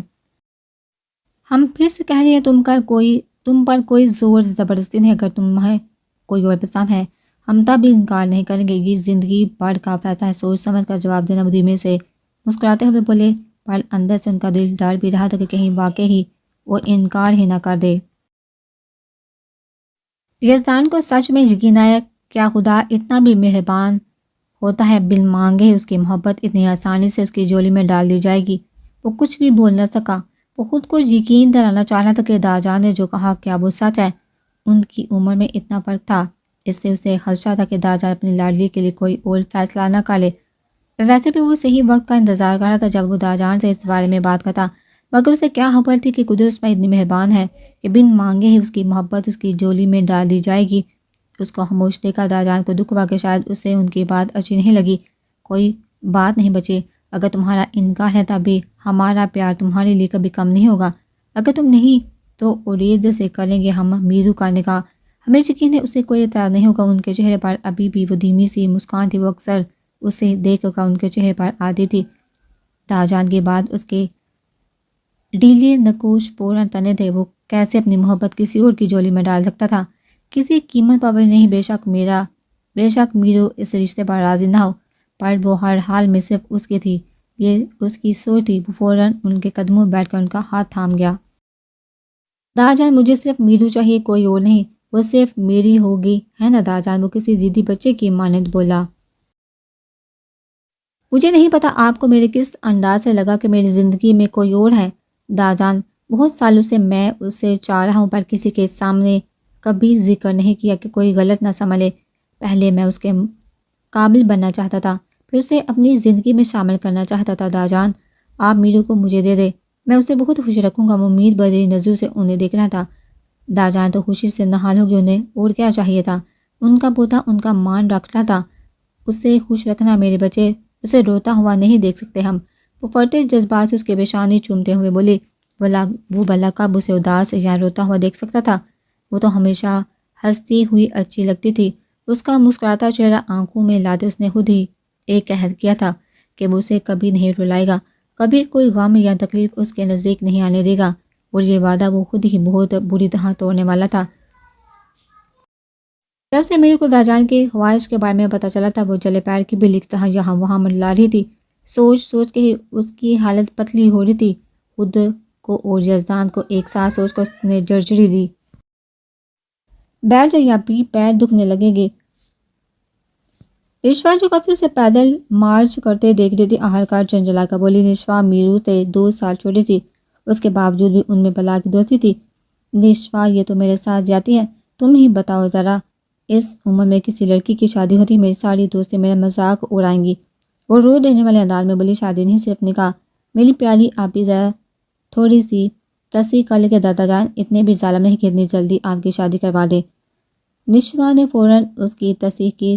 نشوا کے ٹوکنے پر اس نے فوراً گھوڑی سے نوازا، دیکھیں ویسے ہی اتنی بڑی بات نہیں، آپ کی زندگی میں کوئی خاص تبدیلی نہیں آئے گی، کیونکہ ابھی صرف نکاح ہے، رخصتی نہیں۔ اور یہ تو سوچئے جیسان بائی سے شادی کر کے آپ کو بہت سے فائدے ہو سکتے ہیں۔ نشوا نے اپنی عمر کے مطابق فوراً ایک مثبت پوائنٹ نکالا۔ میرو نے سوالیہ نظروں سے اسے دیکھا، جیسے کہنا چاہ رہی ہو، ذرا مجھے بھی تو بتاؤ بی بی، ایسا کون سا فائدہ ہو رہا ہے؟ سب سے پہلے فائدہ، آپ کو یہ گھر چھوڑ کر جانا نہیں پڑے گا۔ دوسرا، آپ کو کھانا بنانا سیکھنے کی بھی ضرورت نہیں پڑے گی۔ داجان جو ہوں گے چچی کی ڈانٹ سے بچانے والے۔ کیسا؟ اس نے خوش ہوتے تالی بجائی تھی۔ تو میں نے سوچا ہی نہیں۔ میرو نے فوراً سے اس کی بات پر اتفاق کیا تھا۔ ایک اور فائدہ ہے ابھی۔ اس بار اس کے ہونٹ پر شرارتی مسکان تھی، جس سے میرو غور نہ کر پائی۔ وہ فوراً ایکسائٹڈ سے ہودے اس کے قریب آئی، اور اس کے فائدے کی بات چل تھی۔ آپ نے یزدان بھائی کو دیکھا؟ کبھی غور تھے، کتنے پیارے ہیں، آپ کی تو مفت میں ہی لاٹری نکل آئی، ورنہ کون کتاب جیسی بنگن اور نوڈلز کی دکان سے شادی۔ وہ شرارتی مسکان کے ساتھ اپنی بات مکمل کرتے باہر کی طرف جانے بھاگی۔ میرو جو غور سے اس کی بات سنتی، اپنی بےعزتی پر اس کا منہ حیرت سے کھلا تھا۔ بنگن کہاں سے تھی وہ؟ بنگن اچھی ہنسی، اتنی پیاری، اور اس کی ہرنی جیسی آنکھیں تھی جس کی وہ بچپن سے تعریف سنتی آئی تھی۔ ہاں، اس کے بال کرلی تھے، مگر اتنے بھی نہیں کہ نوڈلز لگتے۔ بدتمیز لڑکی، شرم نہیں آتی بڑی بہن کو ایسا بولتے ہوئے؟ اسے مارنے کو فوراً لپکی تھی۔ بیچارہ یزدان بھائی، کیا قصور تھا ان کا جو داجان نے ان کو یہ سزا سنائی؟ وہ بھاگتے ہوئے بھی بولنے سے باز نہیں۔ اس نے ایسے افسوس کا اظہار کیا جیسے واقعی یزدان کا بہت بڑا نقصان ہو گیا۔ اگر وہ میرو کے ہاتھیں چڑھ جاتی تو آج اس کی خیر نہیں تھی۔ ارطغرل کو آتے ہی گھر میں چل رہی کشیدگی کا اندازہ ہو گیا تھا۔ کچھ حد تک اسے وجہ بھی سمجھ آئی تھی۔ وجہ تھا یزدان افندی، اسے تو وہ رتی برابر بھی اچھا نہ لگا۔ مغرور کہیں گا، وہ ہولے سے بڑبڑائی۔ ان 2 دنوں میں اسے داجان سے انسیت سی ہو گئی تھی۔ کیسے وہ اس کا اور اس کے دادا جان کا خیال رکھ رہے تھے۔ اس کے دل میں ان کے لیے بے حد عزت تھی، انہی کی وجہ سے سب گھر والوں کا رویہ اس کے ساتھ بہت اچھا تھا۔ ہاں مگر اب بھی وہ دادا جان کی لاڈلی پوتی بیدو سے نہیں ملی تھی، شاید اس کی طبیعت خراب تھی اس لیے وہ ابھی تک اسے نہ مل سکی۔ اس گھر وہ آئے ابھی اسے ایک دن تو ہوا تھا۔ دادا جان بیچارے کتنے اچھے ہیں وہ، اور وہ بدتمیز ان سے ملے بغیر ہی چلا گیا۔ کتنے خوش تھے وہ اسے دیکھ کر، وہ بغیر انہیں دیکھے چلا گیا۔ مجھے تو بالکل بھی پسند نہیں ہے وہ ناک چڑھاتے چھوٹے چھوٹے قدم لیتی، ہاتھوں میں جگ تھامے سیڑھی اتر رہی تھی۔ تمہیں پسند کرنے کی ضرورت بھی نہیں محترمہ، وہ نکاح شدہ ہے اور خیر سے اپنی منکوہا کے پیچھے پاگل بھی ہے۔ وہ یزدان کے بارے میں سوچ کر ہولے سے بڑبڑایا۔ وہ اپنی ہی دھن میں سیڑھیاں اتر رہی تھی جب بڑی قریب سے ایک مردانہ آواز گونجی۔ ڈر سے اچھلتے اس کے ہاتھوں سے جگ چھوٹا۔ پیچھے کھڑے بندے نے بڑی مہارت سے آگے بڑھتے کیچ کیا۔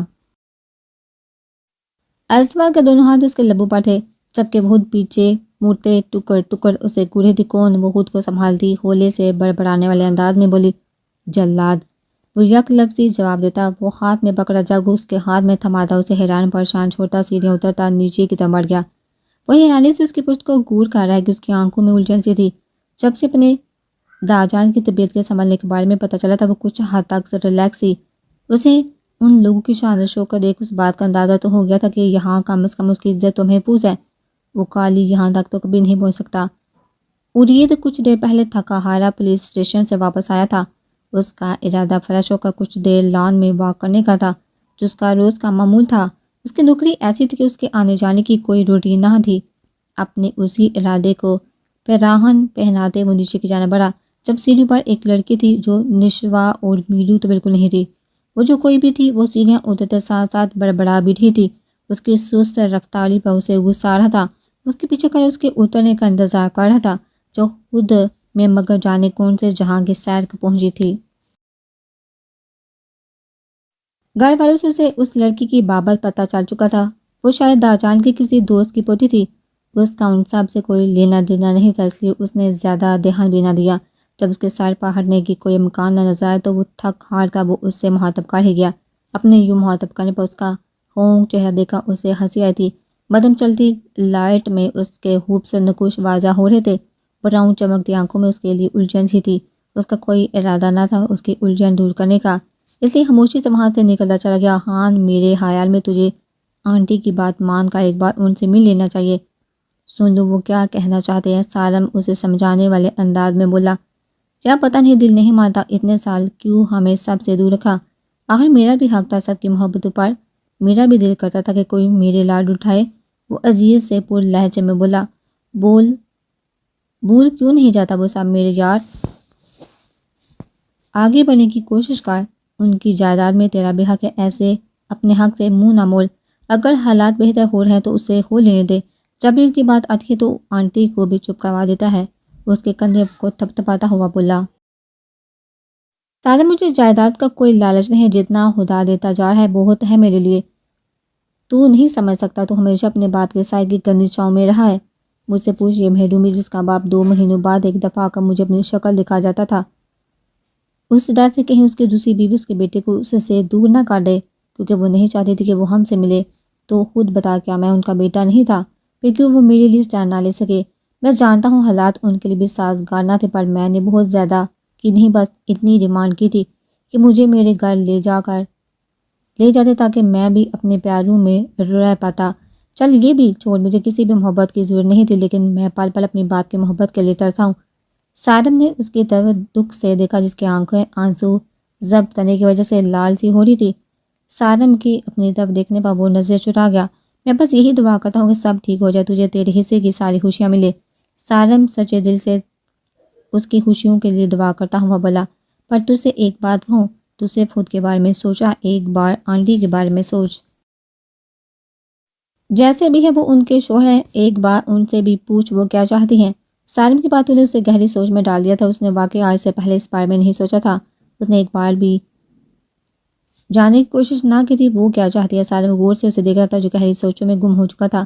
بے شک وہ اسے سمجھا رہا تھا، مگر وہ خود کو اگر آہان کی جگہ رکھا سوچتا تو وہ اس سے کہیں بھی غلط نظر نہیں آتا تھا، لیکن پھر بھی وہ چاہتا تھا کہ وہ بڑے دل کا مظاہرہ کرتے، سب کچھ بھول کر اپنے گھر والوں کو اپنا لے تاکہ اس کے دوست کی زندگی بھی خوشیوں سے بڑھ جاتی۔ ماضی داجان آپ مجھے بلا لیتے۔ وہ داجان کو اپنے کمرے میں دیکھا، فوراً ان کا ہاتھ تھام کمرے میں لے آئی۔ کیوں میں اپنی گڑیا کے کمرے میں نہیں آ سکتا؟ وہ خود صوفے پر بیٹھے اس سے بھی اپنے ہثار میں لے کر بیٹھ گئے۔ شاہویز اور مانور کے ذریعے تمہیں یہ بات پتہ چل گئی ہوگی میرے بچے۔ ان کی بات کا مطلب سمجھتے وہ سوال میں سر ہلا گئی۔ کوئی کچھ بھی کہے پر ہم اپنی گڑیا سے خود اس معاملے میں بات کرنا چاہتے تھے، اس لیے ہم جہاں آئے ہیں ہم کوئی بھی فیصلہ اپنی گڑیا کی مرضی کے خلاف نہیں کرنا چاہتے۔ ہم خود اس لیے آئے ہیں تاکہ کوئی اور تم پر اس رشتے کے لیے دباؤ نہ ڈال سکے۔ ہم چاہتے ہیں تم جو فیصلہ کرو پورے دل سے کرو۔ اب بتاؤ تمہیں یزدان سے رشتے پر کوئی مسئلہ تو نہیں؟ وہ اپنی بات مکمل کرتے اب پوری طور پر اس کی طرف متوجہ تھے۔ میرو تو ان کے اتنے مان لینے پر نہال ہو گئی تھی، یعنی واقعی اس کی ذات اس کے داجان کے لیے بہت اہم تھی۔ انہیں اس پر اتنا مان تھا تو وہ کیسے اس کا مان توڑ سکتی تھی؟ ہمیں کوئی اعتراض نہیں داجان، ان کے کندھے پر سر رکھتے ہوئے بولی۔ داجان نے نہال ہوتے اس کی پیشانی چومی۔ ان دونوں کی طرف سے رضامندی ملتے ہی نکاح کی تیاریاں شروع ہوگی۔ نکاح کا انتظام زیادہ بڑے پیمانے پر نہیں کیا گیا تھا، بس کچھ خاص لوگوں کو ہی مدعو کیا گیا تھا۔ ایک طرف جہاں زمیرہ بے تحاشا گھبرائی ہوئی تھی تو دوسری طرف یزدان افندی اتنا ہی خوش تھا۔ اسے یہی چیز ہی بار بار نہال کر رہی تھی کہ میرو کا نام اس سے جڑنے والا تھا۔ بہت جلد وہ اس کے نام لکھ دی جائے گی۔ اسے ایسا محسوس ہو رہا تھا کہ دنیا کی ساری خوشیاں جیسے اس کا مقدر ہو۔ اسی افراتفری میں نکاح کا دن بھی پہنچا۔ میرو سفید شرارے میں ملبوس، ہلکے پھلکے میک اپ میں، ہری آنکھوں میں گھبراہٹ اور ہونٹوں پر شرمیلی سے مسکان تھی۔ جب وہ یزدان کے بارے میں سوچتی اس کا دل زور سے دھڑکتا۔ کچھ ہی دیر میں وہ اس کے نام لکھ دی جائے گی۔ ان کے درمیان ایک نیا رشتہ جڑنے والا تھا۔ اور عید کی نسبت اس کی ہمیشہ یزدان سے بنتی آئی تھی۔ وہ ہمیشہ اسے اتنی محبت سے پیش آتا تھا، اس کی ساری فرمائشیں پوری کرتا تھا۔ اس سے یہی ڈر تھا کہ یہ دنیا رشتہ اس کی پرانی وہ کھٹی میٹھی دوستی سے پورے رشتے کو نہ بگاڑ دے۔ دوسری طرف یزدان بھی سفید کرتا شلوار میں، سفید لباس کے پہنے، ہونٹوں پر دلکش مسکراہٹ سجائے تیار کھڑا تھا۔ اسے یوں لگا جیسے دنیا فتح کر لی ہو۔ اس کی یہی مسکان اسے روبرو بنا لی تھی۔ کالی گہری آنکھیں، تیکھی ناک، ہلکی ہلکی داڑھی، وہ واقعی ہی شہزادہ لگ رہا تھا۔ وہ اپنی تیاری پر آخری نظر ڈالتا نیچے کی طرف بھاگا۔ بڑا نکاح کا انتظام لان میں کیا گیا تھا۔ اس وقت خوبصورتی سے سجا لان بہت خوبصورت منظر پیش کر رہا تھا۔ کچھ ہی دیر میں سارے مہمان آ گئے تو نکاح کا باقاعدہ آغاز کیا گیا۔ اور عید بھی اس وقت بلیک کرتا شلوار میں ملبوس، ہر کسی کا دل دھڑکا رہا تھا۔ وہ یزدان کے نکاح کے لیے اسپیشل ٹائم نکال کے آیا تھا۔ نکاح کا وقت ہوتے مولوی صاحب کے ساتھ شاہویز اور داجان میرو کے کمرے کی طرف بڑھے، جو سرخ نکاح کا دوپٹہ اور ہلکی ہلکی کپکپا رہی تھی۔ جیسے جیسے نکاح کا وقت گزرا ویسے ویسے اس کی گھبراہٹ میں اضافہ ہو رہا تھا۔ شاہویز نے آ کر فوراً بیٹی کو حصار میں لیا۔ مولوی صاحب کے پوچھنے پر اس نے دھیرے سے اقرار کیا، پھر کپکپاتے ہاتھوں سے نکاح نامے پر سائن کیے۔ آنکھوں سے ٹپ ٹپ آنسو کی برسات ہونے لگی۔ نکاح نامے پر سائن لے کر مولوی صاحب باہر کی طرف بڑھ گئے۔ شاہویز نے اس کے روتے وجود کو سینے سے لگایا۔ باپ کے حصار میں آتے وہ ہچکیوں سے رونے لگی۔ اس کے دل کی کیفیت عجیب سی ہو رہی تھی۔ انہوں نے محبت سے میرو کی پیشانی چومی، اس کے بہتے آنسو کو صاف کیا۔ ان کی آنکھوں سے آنسو نکل کر اس کے دوپٹے میں جذب ہوا۔ ان کی خود کی حالت عجیب ہو رہی تھی۔ مانور بھی دور کھڑی باپ بیٹی کو دیکھ آنسو بہا رہی تھی۔ انہیں پتہ بھی نہ چلا اور ان کی بیٹی، ان کی چھوٹی سی گڑیا اتنی بڑی ہو گئی۔ آج اس کا حقدار بدل گیا تھا، وہ اب کسی اور کے نام سے جانی جائے گی۔ پر انہیں ایک بات کا اطمینان تھا، وہ ہمیشہ ان کی نظروں کے سامنے رہے گی۔ نہ میری جان، اب کون تک کہیں جا رہی ہوں، ہمیشہ اپنے بابا کے پاس ہوگی۔ دیکھو مانور، ہماری گڑیا کتنی بڑی ہو گئی ہے۔ وہ مانور کو مخاطب کرتے ہوئے بولے۔ انہوں نے روتے ہوئے اس بات میں سر ہلایا۔ وہ خود بھی میرو کی طرف بڑھتے اسے سینے سے لگا کر پیار کرنے لگی۔ ماں کے ہوش میں آتے وہ ان کی ممتا بڑے لمس کو محسوس کرنے لگی۔ انہیں وہ اتنی پیاری لگ رہی تھی، کبھی وہ اس کا ماتھا چومتی، کبھی اس کے رخسار۔ تمام مہمانوں کے درمیان وہ صوفے پر شان سے بیٹھا تھا۔ میرو کے اقرار کے بعد اب مولوی صاحب اس کے سامنے بیٹھے اس کے رضامندی پوچھ رہے تھے۔ اس نے بنا وقت ضائع کیے اقرار کیا۔ سرشاری سے نکاح نامے پر سائن کرتے اس نے میرو کو اپنی زوجیت میں لیا تھا۔ نکاح کے بعد مبارکباد کا سلسلہ چل نکلا۔ مبارک ہو میرے بچے، داجان اسے سینے سے لگاتے ہوئے بولے۔ آج وہ بے تحاشا خوش تھے، جس کا وہ بھرپور اظہار بھی کر رہے تھے۔ اب وہ بے چینی سے میرو کا انتظار کر رہا تھا۔ جب کچھ ہی دیر میں وہ نشوا اور کچھ کزن کے ہمراہ سج کے قدم اٹھاتی اس کی طرف آ رہی تو اس کا ہر اٹھا قدم یزدان کے دل کی سلطنت میں ہلچل مچا رہا تھا۔ نکاح کا دوپٹہ ابھی بھی اس کے حسین چہرے کو چھپائے ہوئے تھا، جسے دیکھنے کے لیے وہ بے چین تھا۔ اسے اچھا لگا تھا اس کا یوں خود کو چھپانا۔ ابھی اسٹیج سے کچھ قدم پالسی پڑتی جب وہ خود اٹھتا اس کی طرف بڑھ گیا۔ اس کے نزدیک پہنچنے بعد ساری لڑکیاں خود بخود سائڈ پر ہٹ گئی۔ یزدان نے اس کے کپکپاتے ہاتھوں کو دیکھا تو نرمی سے اسے تھام کر اپنے ساتھ کا یقین دلایا تھا، پھر اس کے گرد اپنے حصار قائم کرتا اسٹیج کی طرف بڑھا۔ وہ جو پہلے ہی گھبرائی ہوئی تھی، اس کے اس اقدام اور اس کے لہجے سے اس سان میں ہتا ہو گئی، مگر وہ نرمی سے اسے سنبھالتا اسٹیج پر بٹھا چکا تھا، پھر ساتھ بھی براجمان ہو گیا۔ اسے سب کے درمیان اس کا ہاتھ بالکل بھی نہیں چھوڑا تھا۔ وہ آہستہ آہستہ اس کے ہاتھ کو سہلاتا اس کی گھبراہٹ دور کرنے کی کوشش کر رہا تھا۔ ریلیکس میری جان، اتنا گھبرا کیوں رہی ہو؟ میں ہوں نا تمہارے ساتھ، وہ محبت سے اس کے جھکے سر کو دیکھتا ہوا بولا۔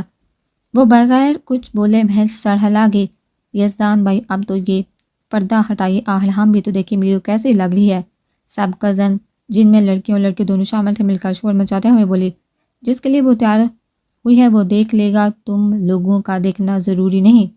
وہ سب کو ٹکا سا جواب دیتا سیدھا ہو کر بیٹھا۔ بھی کچھ دیر پہلے اس کی ماما اسے کمرے میں چھوڑ کر گئی تھی۔ اس نے سب سے پہلے آ کر اپنا نکاح کا دوپٹہ اتارا تھا۔ ان سب میں ہی وہ اتنا تھک چکی تھی، اب وہ ریلیکس سی بیڈ پر بیٹھی اور پیروں کو ہیلز سے آزاد کیا تھا۔ پھر اڑتی ہوئی ڈریسنگ کے سامنے خود کو دیکھا۔ نشوا اور اس کی کزنز کا کہنا تھا وہ بہت پیاری لگ رہی ہے، پر وہ جس کے لیے تیار ہوئی تو اس نے تو اسے دیکھا ہی نہ تھا۔ سراہنا تو بہت دور کی بات تھی۔ انہی سوچوں میں گم اس نے چوڑیاں اتار کر ڈریسنگ پر رکھی تھی۔ نکاح کا دوپٹہ تو وہ اتار چکی تھی، مگر شرارے کے ساتھ کا دوپٹہ اب بھی پنوں کے ساتھ سر پر سیٹ تھا۔ اس نے پنے نکالتے ہوئے باری دوپٹہ سر سے ہٹاتے بیڈ پر ڈالا تھا۔ اسے یوں لگا جیسے وہ باری بوجھ سے آزاد ہوگی ہو۔ دوپٹہ اس قدر ہیوی تھا، دوسرا سر پر لگی ان پنوں نے الگ ہی عذاب ڈالا تھا۔ میرو کے جانے کے کچھ دیر بعد وہ بھی اٹھتا اس کے کمرے کی طرف بڑھا۔ اسے دیکھنا چاہتا تھا کہ وہ نکاح کے جوڑ میں کیسی لگ رہی ہے۔ وہ تو اسے سادگی میں بھی حسین لگتی تھی، اب تو وہ پور سجی ہوگی صرف اور صرف اس کے لیے۔ یہ خیال ہی اس کے دل میں ہلچل مچا گیا۔ وہ ایسا سے دروازہ کھول کر اندر کی طرف بڑھا، جہاں وہ ڈریسنگ کے سامنے بغیر دوپٹے کے کھڑی شاید اب جولی اتارنے کی تیاری میں تھی۔ وہ اس کی طرف بڑھتا اس کے پیچھے جا کھڑا ہوا۔ آئینے میں نظر آتے اس کے عکس پر ایک بھرپور نظر ڈالی۔ اس کی سوچ سے بڑھ کر حسین لگ رہی تھی۔ ہری آنکھوں نے نظر اٹھا کر اوپر کی طرف دیکھا تو اپنے پیچھے کھڑے عکس پر نظر پڑتے وہ فوراً اس کی طرف مڑی، حیرانگی سے اس کی طرف دیکھا۔ وہ یہاں کیا کر رہا تھا؟ وہ جیسا اس کے حسین روپ کی دلکشی میں کھویا تو اس کے مننے پر یہ جادو طلسم ٹوٹا۔ وہ مسکراتا ہوا اس کی طرف قدم بڑھاتا اسے اپنے حصار میں قید کر گیا۔ اس کے حسین نقوش میں اس کی نگاہیں الجھ کر رہ گئی، بیچ اس کے حصار میں کپکپا کر رہ گئی۔ دوسرا اس کی بولتی گہری آنکھیں اسے اپنے وجود پر کرتی ہوئی محسوس ہوئی، جن میں آج عجیب سی چمک تھی، جیسے کوئی میدان فتح کر لیا ہو۔ نکاح مبارک ہو زندگی، وہ اس کی پیشانی چومتا ایسا سے بولے۔ اس کے اقدام پر وہ جیسے اپنی جگہ فریز ہو گئی تھی۔ کہاں دیکھا تھا اس کا یہ انداز؟ وہ سانس روکے اس کے حصار میں کھڑی تھی۔ ماشاءاللہ، کوئی اتنا پیارا بھی ہو سکتا ہے؟ اس کے ایک ایک نقش کو گہری نگاہوں سے دیکھتا ہوا بولا۔ میں آج بے حد خوش ہوں، خدا نے میری زندگی کو مکمل کرنے کے لیے تمہیں جو بھیج دیا ہے، تو میری زندگی کا سب سے خوبصورت حصہ ہو اور یہ لمحے سب سے حسین۔ اس کے رخساروں کو نرمی سے سہلاتا ہوا بولا۔ اس کی اتنی قربت پر پل میں سرخ انداری ہوئی، اس کے سانسوں کی تپش اپنے چہرے پر وہ اچھے سے محسوس کر سکتی تھی۔ اس کے ماتھے پر ننھی ننھی پسینے کی بوندیں نمودار ہونے لگی۔ وہ اس دفعہ جھکتا اس کی آنکھوں کو چومتا پیچھے ہوا۔ وہ سمجھ سکتا تھا اس کا یہ انداز اس کے لیے نیا ہے۔ اگر وہ اسے اپنی محبت کا یقین دلانا چاہتا تھا، اسے احساس دلانا چاہتا تھا کہ وہ اس کے لیے کتنی خاص ہے۔ کوئی ہے جو اس کی ایک جھلک دیکھنے کو پل پل ترستا ہے، کوئی ہے جو اس کی فضول باتوں کو بھی بہت غور سے سنتا ہے، کوئی ہے جس کے لیے وہ پور عقیدہ تھی۔ اس کی زندگی کی خوشیوں کی وجہ وہ ایک آخری محبت بڑی نظر اس کے معصوم چہرے پر ڈالتا باہر نکلتا چلا گیا۔ میجو نے اپنے دل کی مقام پر ہاتھ رکھے جو سو کی سپیڈ سے چل رہا تھا، چہرے پر خود بہت شرمیلی سی مسکان بکھرتی چلی گئی۔ ڈیڈ، آپ نے تو کہا تھا کہ یزدان مجھ سے شادی کرے گا، لیکن آپ کی بات جھوٹ ہوگی۔ اس معاملے میں تو پھوپھو بھی کچھ نہ کر سکی۔ آج نکاح ہوا ہے، جلدی ہی رخصتی بھی ہو جائے گی، وہ باپ کے سامنے آتی بدتمیزی سے بولی۔ حماد صاحب جو یزدان کے ماموں تھے، بیٹی کی بدتمیزی کو اگنور کرتے وہ اپنی گہری سوچ میں گم تھے۔ اچھے سے جانتا ہوں یہ سب اس عالم افندی کا کیا دھرا ہے، پر اتنی آسانی سے میں ابھی اسے چھوڑنے والا نہیں۔ ضروری نہیں ہر دفعہ وہ عالم شاہ مجھ سے سب کر لے جائے۔ اس دفعہ اس کے خاندان کی جڑیں ایسے ہلاؤں گا پورا فندی خاندان بلبلا اٹھے گا۔ وہ چہرے پر نفرت سجاتے ہوئے بولے۔ نکاح کے بعد اسے کالج چھوڑنے اور لے کر جانے کی ذمہ داری اسی نے لے لی تھی، اس کی ذمہ داری تھی، اور یزدان افندی اپنی ذمہ داری نبھانا اچھے سے جانتا تھا۔ اس کی زندگی میں وہ رفتہ رفتہ بے حد ضروری ہوتی جا رہی تھی۔ دوسری طرف میرو کے دل میں بھی اس کی محبت کی کونبلیں پھوٹنا شروع ہو گئی تھی۔ کالج میں اس کا پہلا سال تھا۔ جو ٹیوٹر اسے گھر پڑھانے آتی تھی اس کی کچھ ماہ پہلے شادی ہو چکی تھی۔ تب سے وہ خود ہی سب مینج کر لی تھی۔ داجان میری ٹیوٹر کا انتظام ہوا کہ نہیں؟ مجھے تھوڑی مشکل آ رہی ہے، وہ اب تو کالج میں ٹیسٹ بھی شروع ہونے والے ہیں، میں سارے ٹیسٹوں میں فیل ہو جاؤں گی۔ سارے گھر والے لاؤنج میں بیٹھے چائے سے لطف اندوز ہو رہے تھے۔ یزدان بھی ابھی آفس سے آ کر فریش سا بیٹھا تھا۔ ایک بھرپور نظر اپنی ناراض سی متاع جان پر ڈالی جو سب کو ناراضگی بڑی نظروں سے دیکھ رہی تھی۔ بچے ہم بھول گئے، داجان اپنی غلطی پر ہلکا سا مسکراتے ہوئے بولے، کیونکہ اس نے کافی ٹائم سے انہیں کہا ہوا تھا اگر میں فیل ہوگی تو مجھے الزام مت دیجیے گا۔ وہ ناراضگی کا اظہار کرتے منہ پھلائے واپس سیڑھیاں چڑھ گئی۔ یزدان نے مسکراہٹ دباتے داجان کو دیکھا۔ ان سے ناراض ہو کر گئی تھی اور ان کا پوتا ہنس رہا تھا۔ انہوں نے اسے بھرپور گوڑی سے نوازا۔ آپ فکر مت کرے داجان، میں پڑھا دیا کروں گا آفس سے آنے کے بعد رات کو۔ وہ سیریس ہوتا ہوا بولا۔ وہ فوراً اس کے ناراضگی کا سوچتا اٹھتا ہوا اس کے پیچھے بڑھا۔ وہ جب اس کے کمرے میں داخل ہوا، میرو منہ پھلائے بیٹھ پر بیٹھی تھی، کتاب کو گور گور کر دیکھتی جیسے ایسا کرنے سے سب خود بخود سمجھ آ جائے گا۔ وہ اس کے ساتھ بیٹھ پر بیٹھے اس کے ہاتھ سے کتاب پکڑ کر بند کر چکا تھا۔ کیا ہوا ہے میرو؟ میں پڑھا دوں گا تمہیں میری جان، بالکل بھی ٹینشن لینے کی ضرورت نہیں ہے، اور اب تمہارے چہرے پر مجھے اداسی نظر نہ آئے۔ جلدی سے یہ کتابیں وغیرہ سمیٹو، ڈنر کا ٹائم ہونے والا ہے، چلو شاباش، پھر ڈنر کے بعد بات کرتے ہیں اس معاملے پر۔ وہ اس کا گال تھپتھپاتا باہر کی جانب بڑھ گیا۔ ڈنر کرنے کے بعد وہ اپنی چیزیں لی اس کے کمرے میں موجود تھی۔ وہ اسے وضاحت سے ایک ایک چیز سمجھا رہا تھا۔ میرو کو اس کے سمجھانے کا انداز بے حد اچھا لگا۔ اسے سارے پوائنٹ کلیئر ہو گئے تھے۔ اس کا یقین اس کا کل والا ٹیسٹ بہت اچھا ہونے والا ہے۔ وہ اسے کچھ سوال حل کرنے کا کہتا خود لیپ ٹاپ لے کر بیٹھ گیا۔ میرو نے چور نظر سے اسے دیکھا جس کی انگلیاں تیزی سے لیپ ٹاپ پر حرکت کر رہی تھی۔ اسے اس وقت وہ اتنا اچھا لگا، اس نے بے ساختہ دل ہی دل میں اس کی نظر اتاری۔ یزدان نے آبرو اچکا کر اس کی طرف دیکھا۔ وہ ہڑبڑاتی ہوئی فوراً اپنی نوٹ بک پر جھکی۔ 1.5 گھنٹہ لگا کر اس نے کافی سوال حل کر لیے تھے۔ اب اس کی آنکھیں نیند سے بند ہونے لگی تھی۔ پھر اسے پتہ ہی نہ چلا کب اس کی آنکھ لگی، اس کا سر ڈھل کر اس کے لیپ ٹاپ پر آیا۔ یزدان نے چونکہ اس کی طرف دیکھا جو مزے سے اس کے لیپ ٹاپ پر سر رکھے خواب خرگوش کے مزے لوٹی تھی۔ اس نے احتیاط سے اس کا سر اٹھا کر تکیے پر رکھا۔ ایک دفعہ پھر اس کی انگلیاں لیپ ٹاپ پر چلنے لگی۔ تقریباً آدھا گھنٹے کے بعد کام مکمل کرتے اس نے لیپ ٹاپ سائڈ ٹیبل پر رکھا اور دوسری نظر اپنی منکوہا کو دیکھا جو بڑے استحقاق سے اس کے بستر پر جمان تھی۔ یزدان کو یہ نظارہ اتنا اچھا لگا کہ اس کے چہرے پر زندگی سے بھرپور مسکراہٹ دوڑ کی۔ اس نے محبت سے اس کے چہرے پر جھولتی لٹو کو پیچھے کیا اور ایک بھرپور نگاہ اس کے چاند چہرے پر ڈالی جہاں پر دنیا جہان کی معصومیت تھی۔ اس نے فدا ہونے والے انداز میں دل پر ہاتھ رکھا، اس کی پیشانی چومتا اس کو گود میں اٹھا کر اس کے کمرے کی طرف بڑھا۔ نیچے لاؤنج میں بیٹھے سب بڑوں نے یہ مظاہرہ سکون سے ملاحظہ کیا۔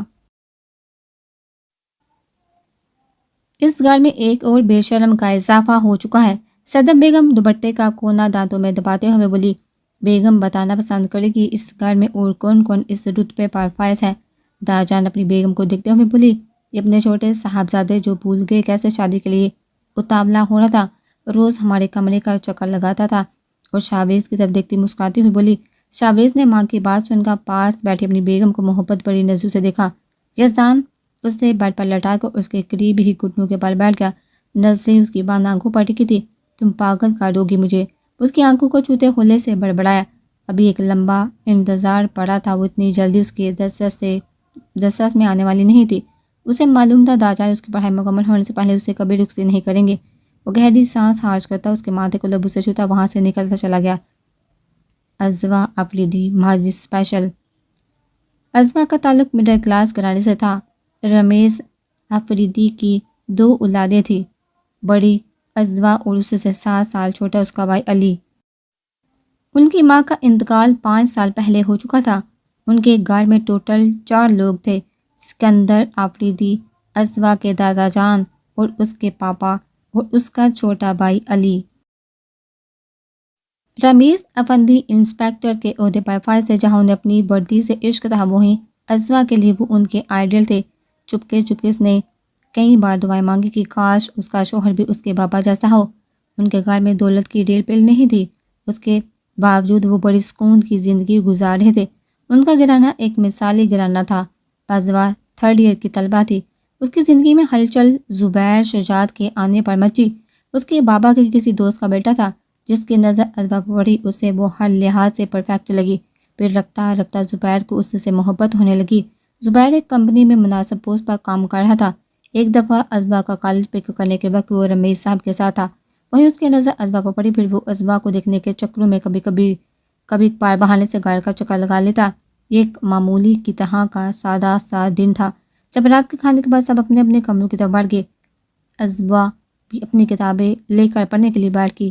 وہ پڑھنے میں منہمک تھی جب کسی نے دروازے پر دستک دی۔ اس نے گردن موڑ کر دیکھا تو اس کے پاپا دروازے پر کھڑے تھے۔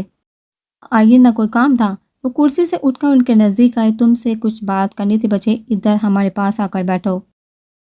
خود پر بیڈ پر بیٹھ کے اسے بھی قریب بیٹھنے کا اشارہ کیا۔ وہ ان کے قریب ان کے حصار میں بیٹھ گئی۔ ماں کے جانے کے بعد سب سے عزیز رشتہ یہی تو تھا اس کے پاس، اس کے پیارے پاپا۔ پڑھائی کیسی جا رہی ہے میری جان؟ وہ محبت سے اس کا حسین چہرہ دیکھ کر بولے۔ اچھی جا رہی ہے پاپا۔ وہ بھی دھیرے سے مسکراتی ہوئی بولی۔ کیا دیکھ رہے ہیں؟ وہ ان کی گہری نظریں اپنے چہرے پر محسوس کر کے بولی۔ دیکھ رہا ہوں، میری ننھی سی گڑیا اتنی بڑی ہوگی۔ وہ اس کے پیشانے پر بوسہ دیتے ہوئے بولے۔ ازوا زبیر کو جانتی ہے نا آپ، جو کئی دفعہ ہمارے گھر بھی آ چکا ہے؟ انہوں نے تمہید باندھے بات کا آغاز کیا۔ جی، وہ آپ کے دوست کے بیٹے۔ وہ کچھ جھجکتے ہوئی بولی۔ ان کی طرف سے رشتہ آیا ہے تمہارے لیے۔ ویسے تو مجھے اس رشتے میں کوئی برائی نظر نہیں ہے، لیکن آپ مجھے سوچ کر اپنا فیصلہ بتا دینا۔ کوئی دباؤ نہیں ہے آپ پر، جیسا تمہیں ٹھیک لگے وہ فیصلہ کرنا۔ وہ اس کا گال تھپتھپاتے اٹھ کر چلے گئے۔ زبیر کو وہ زیادہ تو نہیں جانتی تھی، 1-2 بار دیکھا تھا۔ زبیر بالکل بھی اس کے آئیڈیل جیسا نہ تھا، عام سی شکل صورت والا سادہ سا بندہ تھا۔ وہ چاہتی تھی اس کی زندگی میں اس کے باپ جیسا کوئی انسان ہے، مضبوط اور ملک کی حفاظت کرنے والا، جیسا اس کے باپ کو اپنی وردی سے عشق تھا، ایسے اسے بھی ہو چلا تھا۔ حسن کبھی بھی اس کی کمزوری نہ رہا تھا، اس لیے اسے زبیر کی ظاہری حلیے سے کوئی فرق نہیں پڑتا تھا کہ وہ کیسا دکھتا ہے۔ اسے تو ملک کے محافظوں سے عشق تھا۔ اس نے یہ فیصلہ باپ پر چھوڑ دیا تھا۔ انہیں یہ کہہ کر مطمئن کر دیا کہ جیسے آپ کی مرضی۔ اس کے پاپا نے اس کی رضامندی جان کر زبیر کی فیملی کو ہاں کر دی تھی۔ اس سے ان کی تباہی کے راستے کا آغاز ہوا۔ ابھی فی الحال وہ دونوں کی منگنی کا فیصلہ کیے، اگلے سال اس کی BSc مکمل ہوتے ان کی شادی کا فیصلہ کیا۔ وہ زبیر کے ساتھ اس بے رنگ رشتے میں باندھ گئی۔ وہ کبھی کبھی ان کے گھر آتا تھا، اس کی عزت کرتی تھی مگر محبت نہیں۔ جو 1 سال گزر کے اس کی BSc بھی مکمل ہو گئی تو دوسری طرف زبیر نے جلدی ڈال کر گھر والوں کو ان کی طرف بھیج دیا۔ ان کی شادی کی تاریخ 1 مہینے بعد کی طے پائی۔ اس کی شادی کا سن کر اس کے دوست اسے ایک مال لے آئی تھی تاکہ اس کی بارات اور مہندی کا جوڑا لے سکے۔ وہ اتنے پیسے برباد کرنے کے حق میں نہ تھی، مگر وہ اس کے باپ سے اجازت لے کر اسے لے کر یہاں موجود تھی۔ اس کی دوست کا کہنا تھا کہ یہی وہ پل ہے جن کو ہنس کر انجوائے کیا جائے۔ شادی زندگی میں ایک بار ہوتی ہے، اس پر کھل کر خرچ کیا جا سکتا ہے۔ کیا ضرورت تھی پاپا کتنے پیسے خرچ کروانے کی؟ وہ سعدیہ کو گھورتی ہوئی بولی۔ چل کر یار، دیکھ کتنے پیارے جوڑے لیے ہیں۔ وہ اس کی بات کو نظر انداز کرتی خوش ہوتے ہوئے بولی۔ ابھی وہ اپنی ہی باتوں میں مگن تھے جب کوئی تیز تیز چلتا آیا۔ اس کا دھیان ان کی طرف نہیں تھا، وہ بار بار آگے پیچھے دیکھ رہا تھا۔ وہ آ کر سعدیہ سے بری طرح ٹکرایا۔ سعدیہ اس اوتار پر سنبھل نہ پائی اور بری طرح زمین بوس ہوئی۔ ازوا نے فوراً اسے تھام کر کھڑا کیا۔ سعدیہ کے سر پر لگی تلو پر پجی۔ وہ تل ملا کر اس کی طرف بڑھی۔ تم مسٹر اندھے ہو کیا؟ کیا تکلیف ہے؟ بندہ دیکھ کر ہچال لیتا ہے۔ نہیں، تم تو بے لگام بیل کی طرح ادھر ادھر دیکھے بغیر بھاگتے چلے آ رہے ہو۔ مجھے پتا ہے تم جیسو کا جان بوجھ کر ٹکرائے ہیں۔ وہ انگلی اٹھاتے غصے سے بولی۔ چھوڑو سعدیہ، چلو یہاں سے چلتے ہیں۔ ازوا اس شخص کی وحشی سی لال آنکھوں کو دیکھتی ڈانٹ کر سعدیہ کا ہاتھ تھامتی ہوئی بولی۔ وہ فوراً یہاں سے نکلنا چاہتی تو وہ انسان غصے بڑی نظر سے اسے گھور رہا تھا، جسے دیکھ اس نے جڑجڑی سی لی۔ اس شخص نے آنکھیں اٹھا کر تیمری سی آواز کو دیکھا تو وہ پل بھر میں ساکت ہوا۔ اس کی براؤن کرسٹل نے اسے بری طرح اپنی طرف اٹریکٹ کیا تھا۔ اس کا سہما سہما چہرہ اسے اسے ہر چہرے سے زیادہ خوبصورت لگا اس کے بے تحاشا خوبصورت نقوش پر اس وقت ہلکی ہلکی گھبراہٹ کی لکی تھی۔ وہ سادگی کا ہاتھ کھینچتی وہاں سے نکلتی چلی گئی۔ اس کے جاتے ہی وہ ہوش میں آیا تھا، اس کی اندھیری زندگی میں وہ لڑکی بہار لا سکتی تھی۔ وہ دونوں کے راستے بالکل جدا تھے، کہاں وہ معصوم سے لڑکی، کہاں وہ گناہوں سے لتھڑا بے حس انسان جو اس کی زندگی میں تباہی کا سبب بننے والا تھا۔ وہاں جہاں ایک بندے سے ملنے آیا تھا، پر اسے دیکھا وہ سب بھولا تھا۔ تیزی سے دن گزرتے کہ اس کی شادی کا دن بھی آ پہنچا تھا۔ وہ دلہن بنی غضبداری تھی، پر وہ بے تحاشا اداس تھی، اپنے گھر والوں کو چھوڑنے کی وجہ سے، سب کو چھوڑنے کی وجہ سے بار بار اس کی آنکھیں نم ہو رہی تھی۔ پھر نکاح کے بعد وہ وقت آ پہنچا، وہ سب کو چھوڑ کر اپنے شوہر کے ساتھ زندگی کے لیے نکل پڑی۔ وہ دلہن بنی پر بیٹھی تھی، سب دیکھنے والوں نے اس کی خوب تعریف کی تھی کہ وہ بے حد خوبصورت لگ رہی ہے۔ زبیر سے اس کی شادی اس کے بابا کی پسند پر ہوئی تھی۔ اسے اس رشتے پر کوئی اعتراض نہ تھا، کیونکہ اس کی زندگی میں کوئی اور نہ تھا جس کی وجہ سے وہ انکار کرتی۔ جو شادی کے مراحل بے حد آسانی سے طے ہوئے تھے، جو وہ زبیر کی دلہن بن کر اس کے کمرے میں موجود تھی، اسے زبیر میں کوئی برائی نظر نہ آئی۔ سوبر سا زبیر اسے ہر لحاظ سے اچھا لگا تھا۔ اپنی سوچوں میں گم تھی، جب دروازہ کھلنے کی آواز آئی، وہ فوراً سیدھی ہو کر بیٹھی۔ شکستہ سے قدموں سے چلتا اس کے قریب آیا، ایسا ازوا کا محسوس ہوا۔ اس نے تمہید باندھے اپنے مکرو عزائم سے اسے آگاہ کرنے کا فیصلہ کیا۔ مجھے معاف کرتا نہ مجبور تھا، اسے دیکھتے بنا بولا۔ ازوا نے اپنا جھکا سر اٹھا کر اس کی طرف دیکھا، آنکھوں میں الجھن سی تھی۔ وہ پوچھنا چاہتی تھی کس بات کی معافی، مگر وہ خاموشی سے اس کے بولنے کا انتظار کرتی تھی۔ جب وہ دوبارہ اسے دیکھتا ہوا گویا ہوا، اٹھو اور اپنے کپڑے تبدیل کرو، تمہارا اصل حقدار تمہیں لینے آنے والا ہوگا۔ ہمارا سفر یہیں تک تھا، خدا کو بھی شاید یہی منظور تھا، میں مجبور ہوں، مجھے معاف کر دینا۔ وہ خود بھی مصیب سا لگ رہا تھا، شاید اس کے سامنے بننے کی کوشش کر رہا تھا، مگر میں سمجھی نہیں آپ کیا کہنا چاہتے ہیں۔ وہ بیٹھ سے اترتی اس کے روبرو آتی اپنی الجھن دور کرنے کے لیے بولی، دیکھو میں یہ سب کرنا نہیں چاہتا تھا، مگر وہ لوگ بہت طاقتور ہیں، مجھے پل میں ڈیٹ کر دیں گے۔ جانے کب کالی کی نظر تم پر پڑی اور وہ تمہیں ہر حال میں حاصل کرنا چاہتا ہے۔ ازمان بے یقین نظروں سے اس کی طرف دیکھا، وہ کیا بول رہا تھا، کون کالی اور وہ کیوں اس کے ساتھ جائے گی؟ وہ اس کی آنکھوں میں موجود الجھن کو دیکھتا ہوا بولا، یقیناً تم کالی کے بارے میں جاننا چاہتی ہو۔ کالی ایک بہت بڑا گنڈا ہے، جانے کتنے قتل وہ کر چکا ہے، اور میرا قتل کرنا بھی اس کے لیے مشکل نہ ہوگا، اس کے لیے تمہیں حاصل کرنا بھی مشکل نہ ہوگا۔ وہ جہاں تھی وہ وہیں کھڑی رہ گئی۔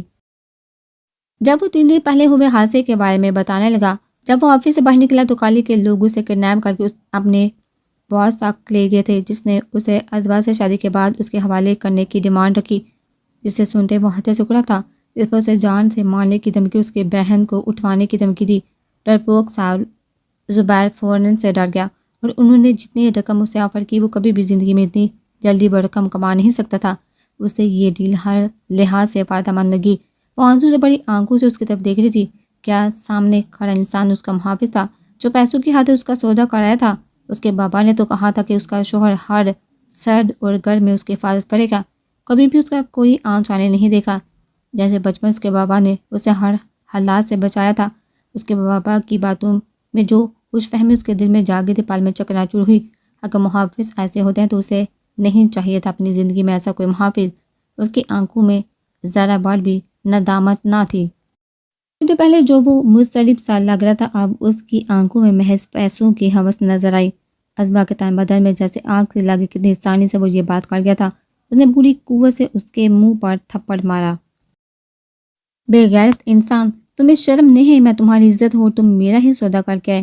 وہ بپھڑی شیرنی بنتی اس کا گریبان پکڑ کر چلائی۔ زبیر نے اس کے ہاتھ اپنے گریبان سے چٹکے، تمہاری ہمت کیسے ہوئی مجھے تھپڑ مارنے کی؟ میں تو تمہیں یوں ہی معصوم سمجھ رہا تھا۔ یوں ہی نہیں، وہ کالی تمہارے پیچھے دیوانہ ہوا، ضرور تم نے بھی کوئی عادت دکھائی ہوگی، ورنہ کوئی یوں یہ کسی کے پیچھے پاگل نہیں ہوتا۔ تم نے سوچا ہوگا پل میں امیر ہو جاؤں گی۔ جانتا ہوں میں تم جیسی دوگلی لڑکیوں کو، پیسے کے لیے کچھ بھی کر سکتے ہو۔ وہ شرافت کا لبادہ اتارتا اپنی اصلیت پر اترا۔